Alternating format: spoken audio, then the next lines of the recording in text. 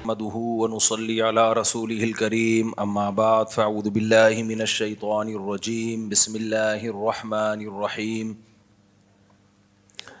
تدعو من ادبر وتولى وجمع فاوعى ان الانسان خلق هلوعا اذا مسه الشر جزوعا وإذا مسه الخير منوعا إلا المصلين الذين هم على صلاتهم دائمون والذين هم لفروجهم حافظون إلا على أزواجهم أو ما ملكت أيمانهم فإنهم غير ملومين فمن ابتغى وراء ذلك فأولئك هم العادون والذين هم لأماناتهم وعهدهم راعون۔ سورہ معارج کی آیات ہیں جس پر کئی ہفتوں سے درس چل رہا ہے، جن آیات پر اللہ تعالیٰ نے جو لوگ قیامت کا انکار کرتے ہیں ان کا تذکرہ کیا ان آیات میں، اور بتایا کہ قیامت کب آئے گی اس کا علم اللہ کے سوا کسی کے پاس نہیں ہے اور اللہ دے گا بھی نہیں، لیکن آئے گی ضرور۔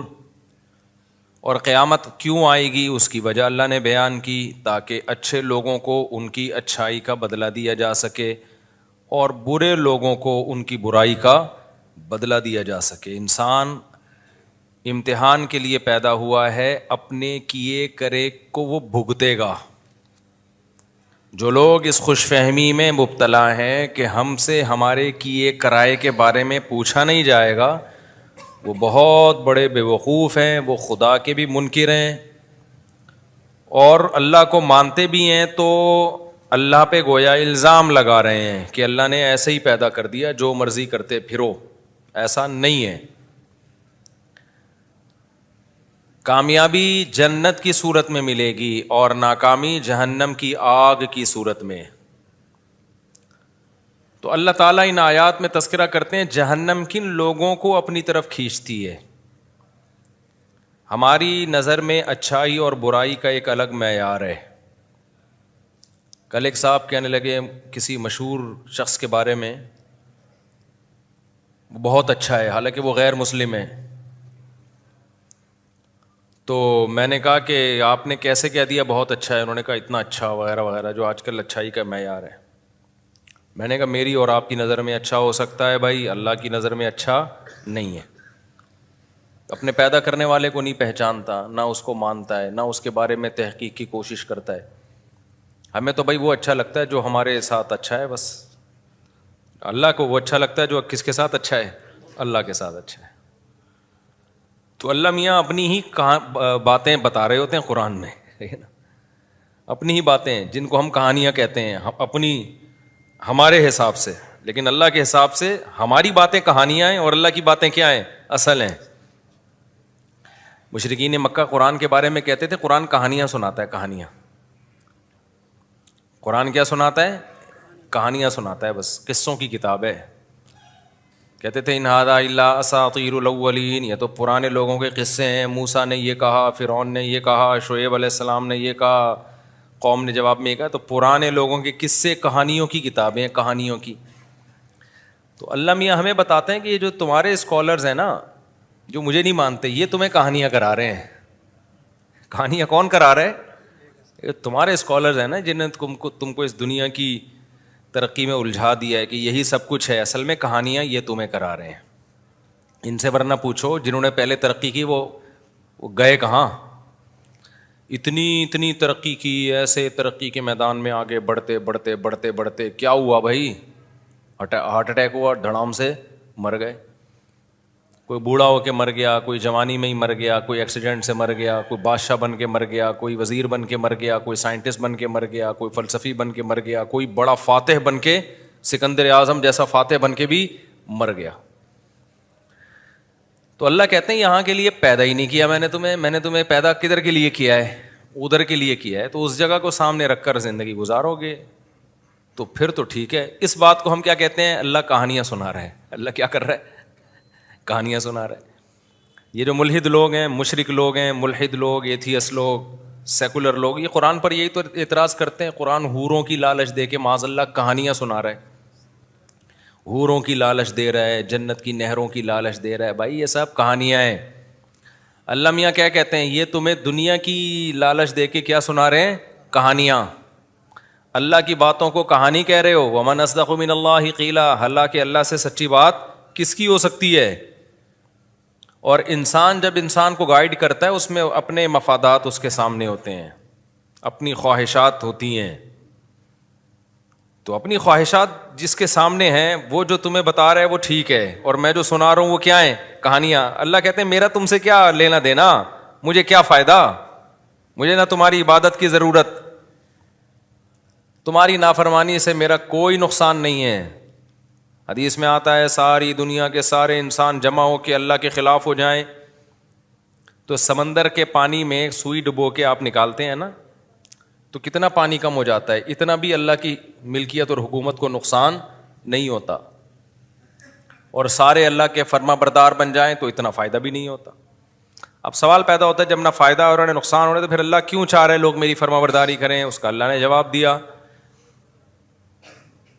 وَإِن تَشْكُرُوا يَرْضَهُ لَكُمْ وَلَا يَرْضَىٰ لِعِبَادِهِ الْكُفْرَ, کہ اللہ شکر کو پسند کرتا ہے, وہ چاہتا ہے کہ میرے بندے میری فرما برداری کریں تاکہ میں ان کو نوازوں. بندوں سے محبت کرتا ہے, فائدہ نقصان نہیں ہے, لیکن اس کو اپنی مخلوق سے محبت, اور سب سے زیادہ محبت کس سے ہے, انسان سے. کیوں بھائی انسان سے بہت زیادہ محبت کیوں ہے؟ اس میں کیا کوئی سرخاب کے پر لگائے اللہ نے الگ سے انسان میں؟ انسان کی تو 2 ٹکے کی اوقات نہیں ہے. اتنے بڑے بڑے فرشتے اللہ نے پیدا کیے, اتنے بڑی بڑی, انسان جس زمین پہ رہتا ہے اس کی اس کائنات میں 2 ٹکے کی اوقات نہیں, اتنی چھوٹی سی زمین ہے. ابھی پرسوں کوئی مجھ سے پوچھ رہا تھا ہم چاند پہ جائیں گے تو زمین کو کہاں دیکھیں گے, میں نے کہا اوپر دیکھیں گے.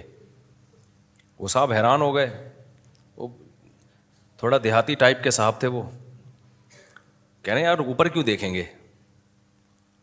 تو اچھا مجھے اس طرح کے سوالات میں بڑا مزہ آتا ہے جب مجھ سے کوئی پوچھے نا. میں بھی بچپن میں بہت پوچھتا تھا اس طرح کے سوالات کہ چاند زمین سے بڑا ہے کہ چھوٹا ہے, سورج کتنا بڑا ہے, یہ مجھے بہت دلچسپی تھی ان چیزوں میں. تو میرے بھائی بھی مجھ سے پوچھتے تھے ہم جب چاند پہ جائیں گے تو زمین کو کہاں دیکھیں گے. میں بڑا کنفیوز ہوتا تھا یار واقعی ہم زمین کو دیکھیں گے کہاں. تو کسی دیہاتی نے مجھ سے یہ سوال پوچھ لیا, دیہاتی تھے تو وہ شہری لیکن اسٹائل یعنی مزاج دیہات گاؤں والا. تو میں نے کہا بتاؤ جب ہم چاند پہ جائیں گے زمین کو اوپر دیکھیں گے نیچے؟ انہوں نے کہا بھائی نیچے دیکھیں گے, ہم اوپر گئے ہوئے ہوں گے نا. تو میں نے کہا نیچے دیکھیں گے تو نیچے اپنے پاؤں ہوں گے. جب ہم چاند پہ جا کے زمین کو دیکھیں گے تو نیچے چاند پہ بھی تو کھڑے ہی ہوں گے نا, تو نیچے کیا آسمان ہوگا اگر یہ نیچے زمین ہوگی تو سر ہمارا کہاں ہوگا پھر؟ تو بیچارہ گھومتا ہی رہا وہ. میں نے کہا نیچے اترا چاند سے, زمین پہ ہی ٹھیک ہے, آپ زمین پہ ہی کیا ہو. یہ بات یہاں آپ کی سمجھ میں نہیں آئے گی, ورنہ اصولی بات یہی ہے کہ جب ہم چاند پہ جائیں گے تو ہم چاند پہ یہاں کے حساب سے اوپر ہوں گے, لیکن چاند کے حساب سے زمین اوپر ہوگی ہمارے, کیونکہ اوپر اور نیچے ہونا یہ امور اضافیہ میں سے ہے. امور اضافی سمجھتے ہیں؟ ہاں بھائی السلام علیکم. تو ہم جب چاند پہ جائیں گے, میں تو کہیں اور ہی چلا گیا, تو نیچے جب دیکھیں گے نا تو نیچے کیا ہوگی؟ چاند کی زمین ہوگی بھائی. تو یہ اوپر اور نیچے ہونا یہ امور اضافیہ میں سے, اضافی سمجھتے ہیں؟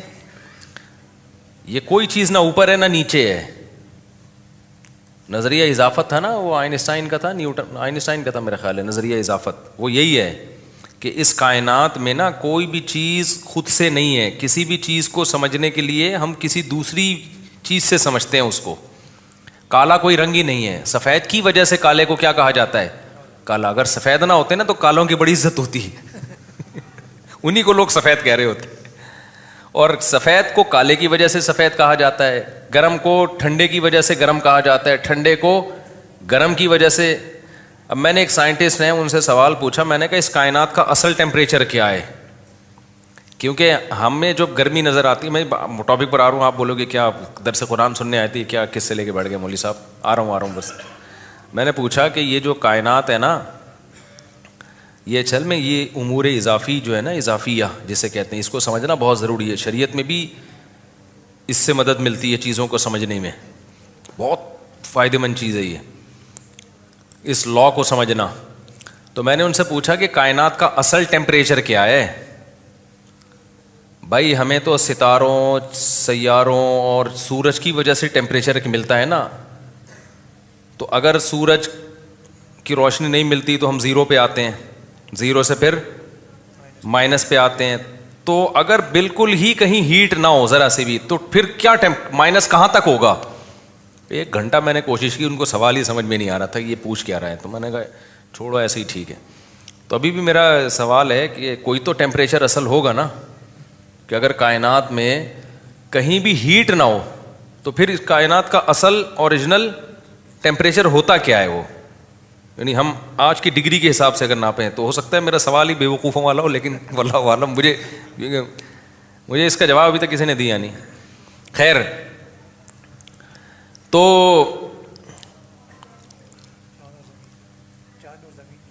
چاند زمین کی بات نہیں ہوئی. ہاں میں یہ کہہ رہا تھا کہ اس پوری کائنات میں زمین کی اوقات 2% کی بھی نہیں ہے. یعنی اگر کائنات سے کمپیئر کریں نا تو ذرے کا ذرہ بھی نہیں ہے. اتنی بڑی بڑی کہکشائیں جو ستاروں کا جھرمٹ لے کے گھوم رہی ہیں, ایک ایک ستارہ سورج سے لاکھوں گنا بڑا, اور سورج ہماری زمین سے 9 لاکھ گنا بڑا. جب 9 لاکھ سوچا کریں نا تو سوچیں ایک زمین, پھر ایک اور زمین, پھر ایک اور زمین, پھر ایک اور زمین, پھر ایک اور زمین, پھر ایک اور زمین. اس کو بھائی تھوڑی نہیں ہے, بہت بہت بڑا ہے سورج. اور بہت بڑا ہونے کے ساتھ کیا ہیٹ, آگ کا انگارہ ہے بھائی, اتنی ہیٹ ہے اس کے اندر. تبھی تو اللہ کہتا ہے وَلِلَّهِ خَزَائِنُ السَّمَاوَاتِ وَالْأَرْضِ, آسمانوں اور زمین کے خزانے کس کے پاس ہیں؟ اللہ کے پاس. ہمارے یہاں گیس کا پرابلم, آج مہمان آئے اور گیس روٹی پکتے ہوئے گیس ہی چلی گئی کراچی میں. انہوں نے کہا تھا میں گھر کی روٹی کھاؤں گا, تو ہم نے کہا چلو گھر کی روٹی بنوائیں گے آپ کے لیے. روٹی بڑھ گئی بیچاری, تندوری کی روٹی خود بھی کھائی, ان کو بھی کھلائی. تو ہم تو اس کو یہاں کے حساب سے دیکھ رہے ہیں نا, گیس کو دیکھ رہے ہیں. بھائی اگر کائنات میں جاؤ گے تو یہ تو کچھ بھی نہیں ہے, اتنے وسائل ہیں اس کائنات میں. انسان کی تو یہ جو کہتے ہیں نا انسان کے خوراک کے ذخیرے کم ہو رہے ہیں, بہت بڑا لطیفہ ہے یہ. اس پہ ہنسا کرو جب آپ کے یونیورسٹی کے ٹیچر کہا کریں نا بچے اتنے پیدا ہو رہے ہیں, ایکچولی ہمارے پاس وسائل نہیں ہے, تو آپ کہو صرف یہ لطیفہ پرانا ہو گیا, کوئی نیا لطیفہ سنائیں آپ. یہ بہت بڑا لطیفہ ہے یہ جو کہتے ہیں نا اتنے بچے, انسانوں کی آبادی بڑھ رہی ہے تو ہمارے پاس وسائل کیا ہو رہے ہیں, کم ہو رہے ہیں, یا اسپیس کم ہو رہی ہے. یہ ممبر پہ بیٹھا ہوں, مذاق نہیں کر رہا میں. جیسے میں نے کہا تھا نا عدالتی خلا کلعدم ہے, لوگوں نے کہا مفتی صاحب اتنے بڑے بڑے دعوے کر دیتے ہیں. عدالتی خلا پہ میں نے جو دعویٰ کیا وہ اتنے کانفیڈنٹلی, جب میں نے کہا نا یہ جو آج کل عدالتی خلا چل رہا ہے وہی ہے, فضول ہے. یہ تو نہ شیعہ مانتے ہیں, نہ یہ تو آسمانی مذاہب بھی نہیں مانتے اس کو. تمام آسمانی مذاہب میں طلاق کا حق کس کے پاس ہے؟ مرد کے پاس ہے. عیسائیت میں بھی, یہودیت میں بھی. چینج کر دیا ہو تو ایک الگ بات ہے. شیعوں کے نظر میں بھی یہ تو جنرل مشرف سے پہلے کورٹ میں بھی یہی تھا کہ ڈیورس کا حق کس کے پاس ہے؟ مرد کے. یہ تو اب انجینئر علی مرزا نے آ کے یہ چینج کیا ہے اس کو. اس سے پہلے تو ساری دنیا سب اس پہ متفق تھی. تو یہ ایسے ہی تھوڑی میں نے کہہ دیا اتنے کانفیڈنٹلی. تو اسی طرح میں نے کہا جو 3 طلاق 3 ہوتی ہیں اتنے کانفیڈنٹلی کہہ دیا نا میں نے, تو ایویں لوگ سمجھتے ہیں ابھی پھینک دی مفتی صاحب نے. اور ایک اور میں نے جو دعویٰ کیا یہ عاملوں کے بارے میں, ایویں ہی ہوتے ہیں, تو ایسے ہی تھوڑی پھینک دی ہے کانفیڈنٹلی. آدمی ممبر پہ اتنا بڑا دعویٰ تھوڑی کرتا ہے, سمجھتے ہو. تو اسی طرح ایک اور ہے جو میں بڑے دعوے کے ساتھ کہتا ہوں, وہ بھول گیا.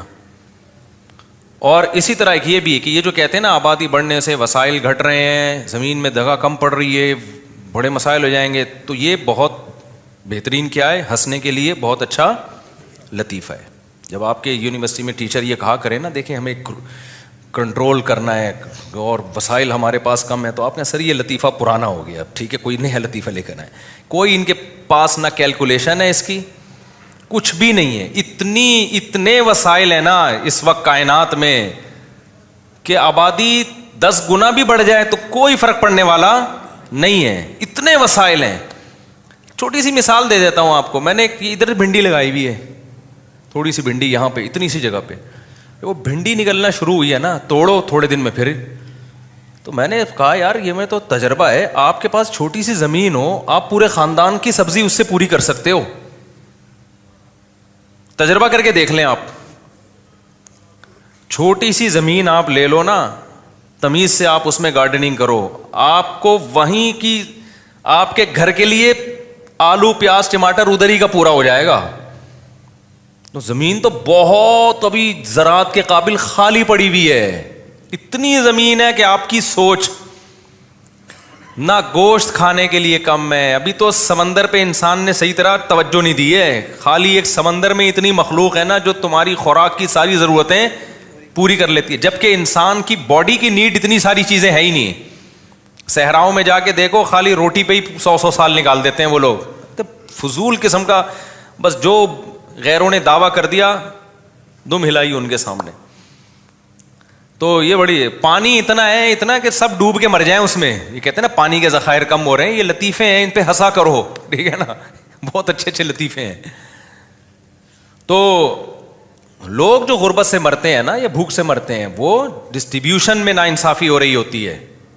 وہ تو کروڑ پتی باپ کے کروڑ پتی گھر ہو, اس میں بھی اگر 9 بچے وہ جائیداد پہ قبضہ کر کے بیٹھ جائیں اور ایک کو روٹی بھی نہ دیں تو وہ بھی اس بنگلے میں بھی بھوک سے مرے گا وہ. خیر یہ ابھی ٹاپک نہیں ہے, یہ تو میں ہر بیان میں تھوڑا تھوڑا تڑکا لگاتا رہتا ہوں. تو پتہ ہے وسائل کم نہیں ہے, کم کیا چیز ہے جس کی وجہ سے غربت آتی ہے؟ ان وسائل کو استعمال کرنے والی قوتیں. اور وہ قوت کیا ہے؟ انسان. اس قوت کی بیس کہاں سے شروع ہوتی ہے؟ مشینیں بھی کون بناتا ہے؟ یعنی قوت ہے نا, تو وہ اس کے پیچھے انسان ہوتا ہے. انسان کا دماغ استعمال ہوتا ہے, وہ مشینیں ایجاد کرتا ہے. انسان کے بازو استعمال ہوتے ہیں, وہ مشینوں کو استعمال کرتا ہے. تو جتنے انسان ہوں گے نا, آپ کے پاس ذہین دماغوں کا ریشو اتنا بڑھ جائے گا, ایجادات کے چانسز اتنے بڑھ جائیں گے, مزدور اتنے زیادہ ہوں گے. کچھ لوگوں کو اللہ نے کھوپڑی نہیں دی ہوتی, ان کو اللہ نے مضبوط بازو دیے ہوتے ہیں, وہ گڑے کھود دیتے ہیں. کچھ لوگوں کو اللہ نے کھوپڑی ایسی دی ہوتی ہے کہ وہ صرف کھوپڑی استعمال کرتے ہیں, اور وہ لاکھوں آدمیوں کا کام ایک کھوپڑی کر لیتی ہے. تو جب آبادی بڑھتی ہے تو کھوپڑیاں بھی بڑھ جاتی ہیں, ان کا ریشو ذہین کھوپڑیاں. اور آبادی بڑھتی ہے تو مزدوروں کا ریشو بھی کیا ہوتا ہے؟ ہر طرح کی پروڈکٹ مارکیٹ میں زیادہ, تو ترقی تو ہوگی نا. تو اس لیے یہ تو بالکل ہی اس کو دماغ سے نکال دو. خیر, تو میں یہ عرض کر رہا تھا, اتنی بڑی اللہ کی کائنات, تو اس میں انسان کی اوقات بھی 2 ٹکے کی نہیں اور زمین کی اوقات بھی 2 ٹکے کی نہیں. تو میں یہ سوال اٹھایا تھا میں نے, پھر اللہ تعالیٰ انسان سے اتنی محبت کیوں کرتا ہے؟ کیا اس میں سرخاب کے پر لگے ہوئے ہیں بھائی کہ اس کو اتنا پروٹوکول دے رہا ہے کہ پیغمبر بھی اسی میں آ رہے ہیں, آسمانی کتابیں بھی انسانوں میں بولو نازل ہو رہی ہیں, انہی کے لیے کائنات کو بنایا گیا. پوری کائنات کس کے لیے بنائی گئی ہے یار؟ اتنی بڑی کائنات, 9 لاکھ گنا بڑا سورج, پھر سورج سے بھی لاکھوں گنا بڑے اور ستارے, پھر ان ستاروں سے اور بڑے ستارے, پھر یہ تو پہلا آسمان ہے, پھر آگے دوسرا آسمان کتنا بڑا ہوگا, پھر تیسرا آسمان کتنا بڑا ہوگا, پھر چوتھا آسمان کتنا بڑا ہوگا. جس آسمانوں میں پورے 3 4 آسمان سموئے ہوئے ہیں, کتنے بڑے بڑے, یہ تو ہماری تصور سے بھی کیا ہے. تبھی ملحد لوگ یہ اعتراض اٹھاتے ہیں کہ اگر ہم اسلام کو برحق مان لیں تو اس کا مطلب وہ انسان جس کی اوقات کیڑے مکوڑوں سے بھی کم ہے, وہ زمین جس کی اوقات اس کائنات میں ذرے کے برابر بھی نہیں ہے. تو سوال پیدا ہوتا ہے, اس کائنات کا بنانے والا اتنی پدی سی مخلوق کو اتنی ویلیو کیوں دے رہا ہے؟ سمجھ میں آ رہا ہے سوال کہ نہیں آ رہا؟ بھائی اتنی پدی سی مخلوق اور اتنی سی پدی سی زمین پہ, ایک یوں سمجھیں اس کو, میں اس اشکال کو ایک مثال سے آپ کے دماغ میں اتارتا ہوں. آپ آئے میرے پاس, مفتی صاحب آپ سے ملنے کے لیے آئے. مفتی صاحب آپ سب سے زیادہ ویلیو اپنے خاندان میں یا اپنے پریوار کہتے ہیں نا ہندی میں, اپنے پریوار میں آپ سب سے زیادہ ویلیو کس کو دیتے ہیں؟ اب میرے پاس گاڑی بھی ہے, میرے پاس موٹر سائیکل بھی ہے, میرے پاس گھر بھی ہے, میرے پاس کپڑے بھی ہیں, پگڑی بھی ہے, اور جو جو چیزیں ضرورت کی ہوتی ہیں, لوازمات, سب کچھ ہے. تو میں کہتا ہوں میں جو ویلیو دیتا ہوں, اتنا سا ایک پتھر اٹھاؤں, اتنا سا ذرہ, وہ میری نظر میں اس کی ویلیو کیا ہے سب سے زیادہ. تو آپ بولو گے یار اتنی بڑی بڑی چیزیں آپ کے پاس ہیں, اور یہ ایک میز کے اوپر آپ کے نا گرد کا ایک ذرہ ہے, وہ بھی ویسے ہی پڑا ہوا تھا, اور پھر اس پر ایک چھوٹا سا کیڑا گھوم رہا ہے. اس پہ چھوٹا سا کیا گھوم رہا ہے؟ ایک جرثومہ جو خوردبین سے نظر آ رہا ہے. کیوں؟ میری نظر میں یہ سب سے زیادہ. اور میں اسی کی خاطر میں نے یہ سارا, یہ پورا جو میرا خاندان اور یہ مرغیاں اور یہ بکرے اور یہ سب چیزیں پالی ہوئی ہیں, اور یہ میرا گھر, اور یہ سب میں نے اس چھوٹے سے جراثیم کے لیے بنایا ہے میں نے. تو آپ بولیں گے یار کوئی اور لطیفہ سنا دیتے ہیں مفتی صاحب, نیند شاید پوری نہیں ہوئی ہے یا کوئی اور مسئلہ ہو گیا آپ کے ساتھ. کیا باتیں کر رہے ہو؟ جب بھی کسی چیز کو ویلیو دی جاتی ہے سب سے پہلے کوئی سائز تو ہونا اس کا. کیا خیال ہے؟ تو ملحد لوگ جو اعتراض کرتے ہیں نا وہ یہی اعتراض ہے کہ یہ کیا. کیونکہ اگر ہم اسلام کو صحیح مانتے ہیں نا تو اسلام اس کائنات میں سب سے زیادہ عزت کس کو دیتا ہے؟ بولو. انسان کو. سب سے زیادہ ویلیو کس کو دے رہا ہے؟ اور جتنے پلینٹ ہیں نا زمین اس کائنات میں ان میں سب سے زیادہ ویلیو کس سیارے کو دے رہا ہے؟ بولو. زمین کو. کیوں دے رہا ہے؟ قرآن کی بہت ساری آیتیں ہیں. پہلی آیت وَسَخَّرَ لَكُم مَّا فِي السَّمَاوَاتِ وَمَا فِي الْأَرْضِ. اللہ کہتے ہیں جو بنایا اس تمہارے لیے بنایا میں نے. وہی بات ہو گئی نا, میری میز پہ ایک چھوٹا سا پتھر پڑا ہوا تھا معمولی سا, اس کے اوپر ایک چھوٹا سا 2-3 جرثومے گھوم رہے تھے, یا خوردبین سے دیکھا تو 1 کروڑ تھے. میں کہوں یہ سارا کس کے لیے بنایا, یہ سب کچھ کس کے لیے ہے؟ اس کے لیے. تو اشکال ہوگا کہ نہیں ہوگا؟ ابے بھائی اس میں کیا ہے یار, تو پھونک مارو اڑ جائیں گے. تو اللہ یہی کہہ رہا ہے کہ اس پوری کائنات میں یہ زمین کیا ہے؟ ایک مٹی کے 1000ویں حصے کے برابر بھی نہیں ہے زمین, اتنی چھوٹی ہے. قرآن پروٹوکول دے رہا ہے سخر لکم کہ اس زمین پر جو چند جراثیم ہم جیسے گھوم رہے ہیں, ایک پھونک فرشتہ لگا دے تو ہم سب کی پھونک نکل جائے. جیسے اقرار الحسن نے پھونک نکال دی. تو اللہ کیا کہہ رہا ہے وَسَخَّرَ لَكُم مَّا فِي السَّمَاوَاتِ. پروٹوکول دیکھو, جو کچھ آسمانوں اور زمین میں اللہ کہتے ہیں جمیعاً, تمام کا تمام. تاکیدیں لگا دی اللہ تعالیٰ نے. یعنی ہو سکتا ہے ہم یہ ایک وہم ہو سکتا تھا کہ شاید اللہ نے تھوڑا مبالغہ زیادہ کر دیا ہے. اللہ نے کہا کہ جو کچھ آسمانوں میں جو کچھ زمین میں تمہارے لیے, تو جو کچھ سے مراد ہوگا 2-4 چیزیں. اللہ نے کہا جمیعاً, سب کا سب. سب کس کے لیے؟ تمہارے لیے بنا دیا میں نے. ارے بھائی, اور عزت جو قرآن کہتا ہے, نام کیا رکھا گیا؟ اشرف المخلوقات. تمام مخلوق میں سب سے زیادہ عزت دار. اور قرآن کیا پروٹوکول دیتا ہے جو جس سے ہمیں پتہ چلتا ہے انسان کو بڑی عزت دی ہے؟ وَلَقَدْ كَرَّمْنَا بَنِي آدم. اللہ کہتے ہیں ہم نے بنی آدم کو بہت عزت دی ہے. بنی آدم سے کون مراد ہے؟ انسان مراد ہے. اکرمنا نہیں ہے, کرمنا. باب افعال اکرمنا, ہم نے اکرام کیا. باب تفعیل میں مبالغہ زیادہ ہے. بڑے اہتمام کے ساتھ ہم نے اس کو پروٹوکول دیا ہے. کہتے ہیں نا تکریم, قابل تکریم ہے. آپ کہتے ہیں نا ایک لفظ ہوتا ہے اکرام. بھائی اکرام کسی کا بھی ہو سکتا ہے, بھائی ان کا ذرا اکرام کریں, آپ نے چائے پاپے بلاد کے پلا دی ان کو, ایسے ہی نہیں کھا لیا. تکریم کا مطلب زیادہ آپ نے ان کو ویلیو دے رہے ہو. تو اللہ نے اکرمنا کا لفظ استعمال نہیں کیا سورہ بنی اسرائیل میں. وَلَقَدْ كَرَّمْنَا بَنِي آدم. ہم نے بنی آدم کو بہت زیادہ عزت دی ہے. اس آیت سے پتہ چلتا ہے کہ اس کائنات میں انسان کو بہت زیادہ ویلیو بولو دی جا رہی ہے. اور ہمیں کہاں سے پتہ چلتا ہے؟ آدم علیہ السلام کا واقعہ جس طرح اللہ نے بتایا. کوئی مخلوق پیدا کرتے ہوئے ایسا نہیں ہوا ہے کہ اللہ نے فرشتوں کا اجلاس بلایا ہو.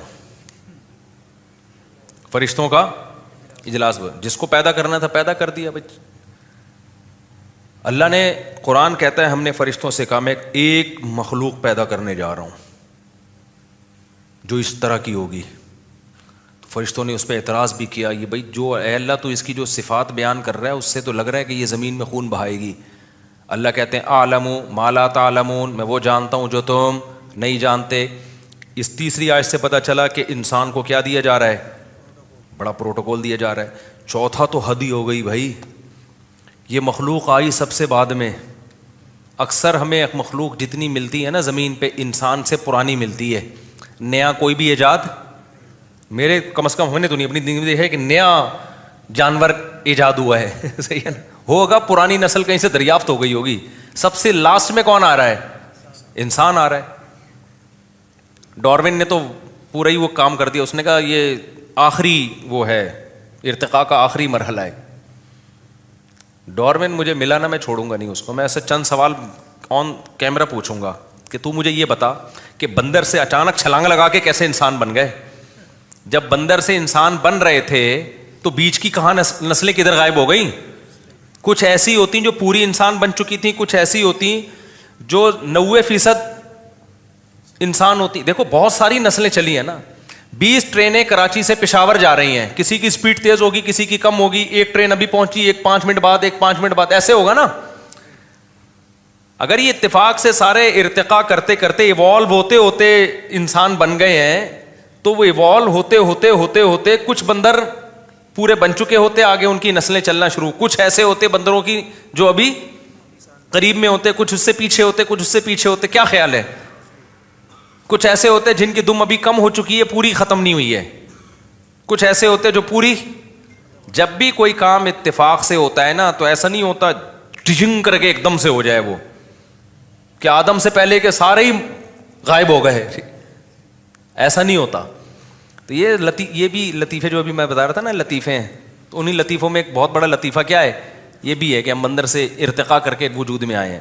تو اگر ارتقا ہوتا نا, تو بیچ میں بہت ساری نسلیں ابھی ایسی ہوتی جو آدھی انسان ہوتی, آدھی بندر ہوتی. بن مانس کو کہتے ہیں آدھا انسان آدھے بندر, تو اس کے بیچ میں بھی ہوتی نسلیں, اس کے بیچ میں بھی ہوتی. کچھ ایسے ہوتے, یہاں بیان میں 2-4 ایسے بیٹھے ہوتے, ہم کنفیوز ہوتے. آپ جیسے ہومو سیکشولیٹی جو لوگ قائل ہیں نا, تو کہتے ہیں ہم نہ ادھر کے ہیں نہ ادھر کے, ہم بیچ کے ہیں. دیکھو ایسے بچے پیدا ہو جاتے ہیں کہ وہ نہ مرد ہوتے ہیں نہ عورت ہوتے ہیں, لیکن ڈاکٹر کہتے ہیں اس میں عورت والی علامتیں کیا ہیں, زیادہ ہیں. اور بعض ایسے ہوتے ہیں جس میں ڈاکٹر کہتے ہیں کہ مرد والی علامتیں ان میں زیادہ ہیں. بالکل بیچ کے خربوں میں کوئی, لاکھوں میں کوئی ایک ہوتا ہے جس کے بارے میں فیصلہ کرنا مشکل ہوتا ہے کہ یہ ادھر ہے, وہ تقریباً نہ ہونے کے برابر ہے. وہ زیادہ تر یہی ہوتے ہیں, کچھ ادھر کچھ ادھر. تو اگر یہ ارتقاء کا نظریہ ٹھیک ہوتا نا, تو یہاں بھی لوگ بیٹھے ہوئے ہوتے مختلف قسم کے. کچھ ایسے ہوتے جو پورے کیا ہوتے, انسان. کچھ ایسے ہوتے جو پورے بندر ہوتے, جو بیان میں آتے ہی نہیں, جو کہتے ہیں ہمارے لیے بیان ہو ہی نہیں رہا. کچھ ایسے ہوتے جو تھوڑے تھوڑے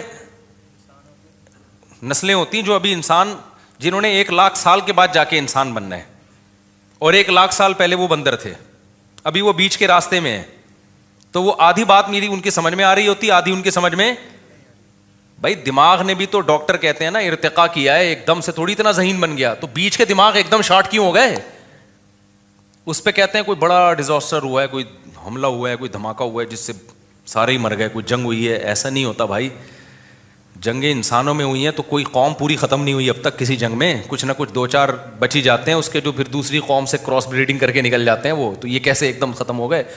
تو کچھ بیانات میں لوگ بیٹھے ہوئے ہوتے, کچھ پورے وسیم بھائی ہوتے, کچھ پورے ستار بھائی ہوتے, کچھ پورے بن مانس جیسے ہوتے, وہ بیان میں آتے ہی نہیں, ظاہر ہے ان کے لیے بیان ہو ہی نہیں رہا.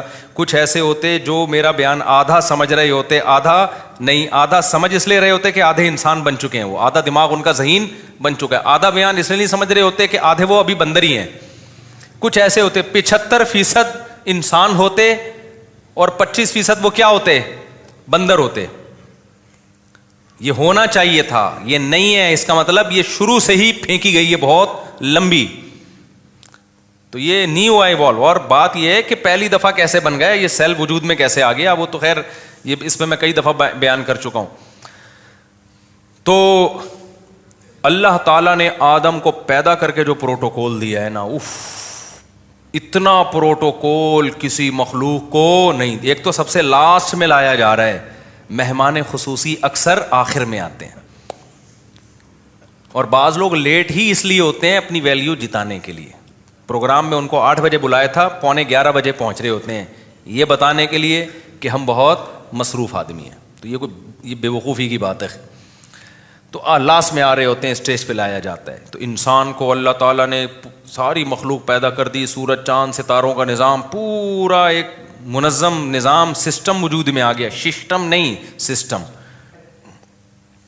تو یہ جو سسٹم ہے نا ہمارے ملک میں جو چل رہا ہے, اگر نظام کائنات میں بھی سسٹم چل رہا ہوتا تو چلتا یہ سسٹم کب سے برباد ہو چکا ہوتا.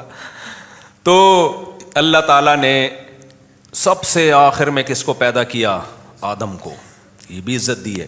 پھر کتنا پروٹوکول دیا, فَإِذَا سَوَّيْتُهُ وَنَفَخْتُ فِيهِ مِن رُوحِي فَقَعُوا لَهُ سَاجِدِينَ. یہ سب ہمیں عزت دی جا رہی ہے. یہ میں پتہ ہے کیوں یہ سوال کو اتنا آپ کے دماغوں میں ڈال رہا ہوں اور پھر اس کے جواب کو اتنا فوکس کر رہا ہوں, تاکہ ہمیں اپنی ویلیو سمجھ میں آئے. اتنی عظیم مخلوق فحش فلمیں دیکھنے کے لیے پیدا نہیں کی جاتی, اتنی عظیم مخلوق شراب اور کباب کے لیے پیدا نہیں کی جاتی. اتنی عظیم مخلوق عیاشی کے لیے پیدا کرنا مقصد نہیں تھا. اتنی عظیم مخلوق کھانے پینے اور غل غپاڑوں کے لیے نہیں ہے. اس لیے میں اس سوال کو نا آپ کے دماغوں میں اچھی طرح سے بٹھا رہا ہوں. تو اللہ تعالیٰ نے آدم علیہ السلام کو جب پیدا کیا فَإِذَا سَوَّيْتُهُ وَنَفَخْتُ فِيهِ مِن رُوحِي فَقَعُوا لَهُ سَاجِدِينَ. اللہ نے کہا فرشتوں کو, اس کیونکہ سب سے افضل مخلوق فرشتے تھے, تو اللہ نے سب سے افضل مخلوق کو حکم دیا کہ تم نے آدم کو سجدہ کرنا ہے. تو یہ سجدہ کر کے بتا دیا کہ آج کے بعد سب سے افضل کون ہے؟ آدم اور اس کی اولاد. فرشتے ہو. تبھی تو شیطان جو ہے نا اکڑ گیا تھا کہ یہ کیا بھائی. شیطان نے وہی اعتراض کیا جو ملحدین اعتراض کر رہے ہیں کہ اتنی چھوٹی سی زمین پہ اتنی چھوٹی سی مخلوق کو اتنا پروٹوکول, جن کے پاس تو پاور زیادہ ہوتی ہے. سمجھ رہے ہو, جنات جو سلیمان علیہ السلام کے دور میں پتہ نہیں کیا کیا اتنے بڑے بڑے کام کر رہے ہوتے تھے. تو اس کو یہی تو غصہ آیا کہ بھائی یہ میرے سامنے خلقتہ من صلصال من حمأ مسنون. اے اللہ تو نے, اچھا سائز میں بھی انسان بہت چھوٹا, اور جس چیز سے پیدا کیا جا رہا ہے نا وہ بھی کوئی مشک و عنبر کے ٹیلے نہیں ہیں یا کوئی ہیرے جواہرات نہیں ہے جس سے انسان کو بنایا جا رہا ہے. سڑا ہوا گارا, یہ قرآن کے الفاظ ہیں, ایسا گارا تھا جس میں سڑان پیدا ہوئی ہے. جو آدم علیہ السلام کے بننے کا جو پروسیس تھا نا, جو جس مٹی سے آدم کو بنایا جا رہا تھا اس میں بھی بدبو پیدا ہوئی ہے. جیسے بچہ جب ماں کے پیٹ میں ہوتا ہے نا, جب ادھورا ہوتا ہے تو کیا خوشبودار ہوتا ہے وہ؟ جب حمل ضائع ہو جائے نا بچے میں بہت شدید بدبو ہوتی ہے. جب وہ گوشت کا لوتھڑا اگر پریگنینسی شروع کے دنوں میں ضائع ہو جائے نا, شدید بدبودار چیز ہوتی ہے وہ. تو شیطان نے کیا اعتراض کیا تھا, من صلصال من حمأ مسنون. بھئی یہ اسمیل والی مٹی جس کو سڑایا گیا ہے اس سے کیا بنایا جا رہا ہے, یعنی جس مادے سے بنایا جا رہا ہے وہ بھی کوئی مشک و عنبر نہیں ہے. اور انسان کی بھی پیدائش دیکھ لو جو ماں کے پیٹ میں ہوتی ہے, منی کے قطرے سے جسم سے نکل جائے تو غسل فرض ہو جاتا ہے, اس کے بغیر نماز نہیں ہوتی, ایسا ناپاک. اور پھر خون سے بنایا جاتا ہے. یہ دونوں چیزیں کیا ہیں؟ گندی اور ناپاک ہیں. تو جو ملحد لوگ اعتراض کرتے ہیں نا, اس سے بڑا اعتراض تو شیطان نے کیا تھا کہ جس چیز سے بنایا جا رہا ہے, یہ اس چیز سے بنایا جا رہا ہے اور میں کیا کروں, اس کو سجدہ کروں. تو میرے بھائی وہ سوال, اور لیکن اللہ کہتے ہیں اتنا پروٹوکول دیا کہ میں نے. اور پھر ایک پروٹوکول تو یہ کہ فرشتوں کو حکم دیا, دوسرا یہ کہ جس نے سجدے سے انکار کیا نا اس کی ایسی کی تیسی کر دی. ایک الگ سے پروٹوکول ہے انسان کو کہ سب کو کرنا ہے, جو نہیں کرے گا اس کو چھوڑوں گا نہیں میں. آپشنل نہیں ہے, اختیاری نہیں ہے. شیطان نے کہا نہیں, تو اللہ نے کیا کہا, چلو تمہاری مرضی, چلو بھائی. یہ مجھے اور آپ کو اللہ نے عزت دی ہے کہ اللہ نے کہا کہ شیطان کو تجھے سجدہ کرنا ہے, نہیں کرے گا دربار سے نکل جا, دفع ہو جا یہاں سے. تبھی تو تیش میں آیا وہ اب تک, اور سسٹم کروا دیا ہمارے ملک میں اس نے. یہ سارے جو سسٹم چل رہے ہیں اس کے پیچھے کون ہے اصل تو وہی ہے نا. تو اتنا پروٹوکول, اتنا پروٹوکول, اتنا پروٹوکول. اور پھر اور بھی بہت ساری آیتیں. پھر اللہ نے پیغمبر بھیجے, کس میں؟ انسانوں میں. کتنے بڑے بڑے پیغمبر بھیجے انسانوں کو اتنا فوکس کر رہے ہیں اللہ تعالیٰ. موسیٰ علیہ السلام کو کتنی ٹینشنوں میں ڈالا گیا, اپنے کلیم کو. محمد صلی اللہ علیہ وسلم جو اللہ کے انتہائی محبوب, ان کو کتنی پریشانیوں میں میری اور آپ کی خاطر ڈالا گیا. ابراہیم علیہ السلام کو ہجرت پہ مجبور کروایا گیا, شعیب علیہ السلام, صالح علیہ السلام, ہود علیہ السلام, سارے پیغمبروں کو تانے ملے, لوط علیہ السلام. لیکن اللہ کیا کر رہا ہے, نہیں اس انسان کو نہیں ایسے لاوارث چھوڑوں گا, اس کو سمجھاؤ یہ سیدھے راستے پہ آ جائے. بھائی اتنی عزت اللہ کیوں دے رہا ہے؟ نہیں آتا تو نہ ہے. آپ کو جس بچے سے محبت ہوتی ہے آپ چاہتے ہو نا یہ ٹھیک ہو جائے, جس بچے سے محبت نہیں ہو آپ کہتے ہیں, جیسے گوروں کو اپنے بچوں سے زیادہ محبت نہیں ہوتی, وہ کہتے ہیں انسان کا بچہ بن جائے, ٹھیک ہے نہیں بن جا تو کوئی اتنی بڑی پرابلم کی بات نہیں ہے. چرس پی لو, کچھ بھی کر لو, تمہاری لائف ہے, انجوائے کرو, ان کو زیادہ ٹینشن نہیں ہوتی. ریلیشن کا اتنے مضبوط نہیں ہے نا جتنے ہمارے یہاں ہیں. تو بھائی اب کیا ہے, تو اس کی وجہ کیا ہے؟ اللہ تعالیٰ نے اتنا پروٹوکول پتہ ہے کیوں دیا ہے؟ اور اچھا یہ اعتراض اللہ نے بھی اٹھایا ہے، کلا انا خلقناہم مما یعلمون، اللہ کہتے ہیں انسان اگر یہ سمجھتا ہے کہ یہ اپنی ذات کے اعتبار سے، اپنے مادے کے اعتبار سے بہت عزت والا ہے، تو نہ ہرگز ایسا نہیں ہے. ہمیں معلوم ہے ہم نے انسان کو کس چیز سے بنایا ہے، ایک غلیظ پانی سے، سڑے ہوئے پانی سے ہم نے اس کو بنایا ہے، اور ماں کے پیٹ میں بھی حیض کے گندے خون سے انسان کی پرورش ہوتی ہے. تو اللہ کہتے ہیں یہ اس مادے کے بیس پہ کبھی بھی یہ اپنی برتری دوسری مخلوق پہ ثابت نہیں کر سکتا. تو بھائی پتہ ہے کیوں اتنا پروٹوکول دیا؟ اس کھوپڑی کی وجہ سے. یہ جو کھوپڑی، حسن نثار نے ایک بڑا زبردست کل بیان دیا. حسن نثار کی باتوں سے اکثر میں اختلاف کرتا ہوں، لیکن اس کی جو ورڈنگ ہے نا بعض دفعہ بڑی خاندانی ہوتی ہے. اس نے کہا کہ جتنے بھی دھڑ جن کے اوپر کھوپڑی رکھی ہے نا، ضروری نہیں کہ اس میں دماغ بھی ہو. ٹھیک ہے نا، ایک سیاستدان پہ اعتراض کیا تھا کہ جتنے بھی دھڑ جن کے اوپر کھوپڑی ہو تو ضروری نہیں کہ، یعنی ہمیں نظر تو آ رہا ہوتا ہے دھڑ کے اوپر سر رکھا ہوا، تو یہ ضروری نہیں ہے کہ سر کے اندر دماغ بھی ہو. بڑی یہ جو صحافی لوگ ہوتے ہیں نا، یہ لکھ لکھ کے بول کے ان کو بڑا ایک زبان پہ بڑا عبور حاصل ہو جاتا ہے. تو مجھے کسی نے کلپ بھیجا، جب اس نے کہا نا ہر وہ دھڑ جس کے اوپر کھوپڑی رکھی ہے تو یہ ضروری نہیں ہے کہ اس کھوپڑی کے اندر دماغ بھی ہو. تو اور واقعی صحیح بات ہے. تو انسان کو جو اتنا پروٹوکول دیا گیا، وجہ اس کی یہ ہے کہ 7ویں آسمان سے لے کے تحت الثری تک، زمین کے آخری مرکز تک، یہ والی کھوپڑی اللہ نے کسی مخلوق کو نہیں دی ہے. اس کھوپڑی کی بیس پر انسان کو فضیلت ہے، جس کو اللہ نے علم سے تعبیر کیا ہے. علم جاننے کو کہتے ہیں، جاننے کی صلاحیت انسان میں ہے، دوسری مخلوقات میں اس درجے کی صلاحیت نہیں ہے جس درجے کی انسان کو اللہ نے صلاحیت دی ہے. سمجھ میں آ رہی ہے بات کہ نہیں آ رہی ہے؟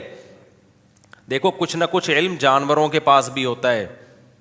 شہد کی مکھی کے پاس بھی ایک علم ہے، مرغیوں کے پاس بھی ایک علم ہے، شیر کے پاس بھی ایک علم ہے، مچھر کے پاس تو ایسا میڈیکل سائنس کا علم ہے نا، وہ تو پہلے بیٹھ کے پہلے کیا کرتا ہے، ایک ٹیکا لگائے گا، سن کرے گا اس جگہ کو، تاکہ اس سے بڑا جب ٹیکا لگے تو بندے کو پتہ ہی نہ چلے. اس کو پتا ہے اگر میں نے ڈائریکٹ خون چوسنا شروع کر دیا تو یہ انسان میرا خون پہلے چوس لے گا، کیونکہ اتنی زور سے انجیکشن گھوپتا ہے، وہ سرنج داخل کرتا ہے.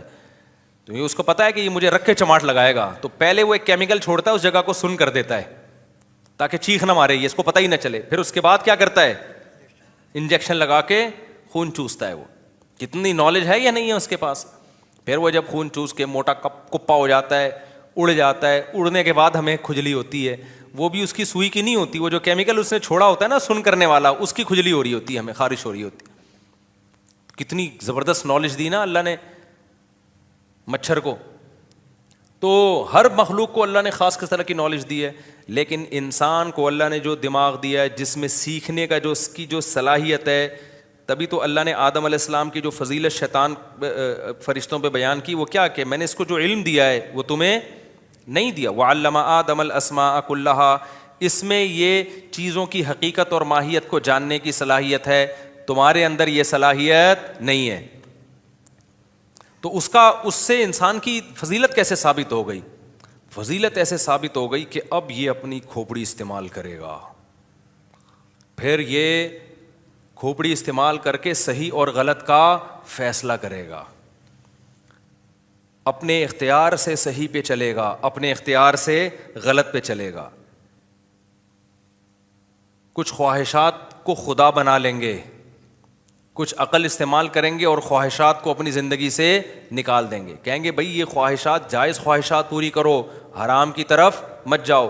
دیکھو فرشتوں کو بھی اللہ نے عقل دی ہے، لیکن فرشتوں میں اللہ نے خواہشات نہیں رکھیں، تبھی فرشتوں کی آزمائش نہیں ہے. اور اس طرح سے سیکھنے کی ان میں صلاحیت بھی نہیں رکھی جیسی انسان میں رکھی ہے. تو ان میں خواہشات ہی نہیں ہیں.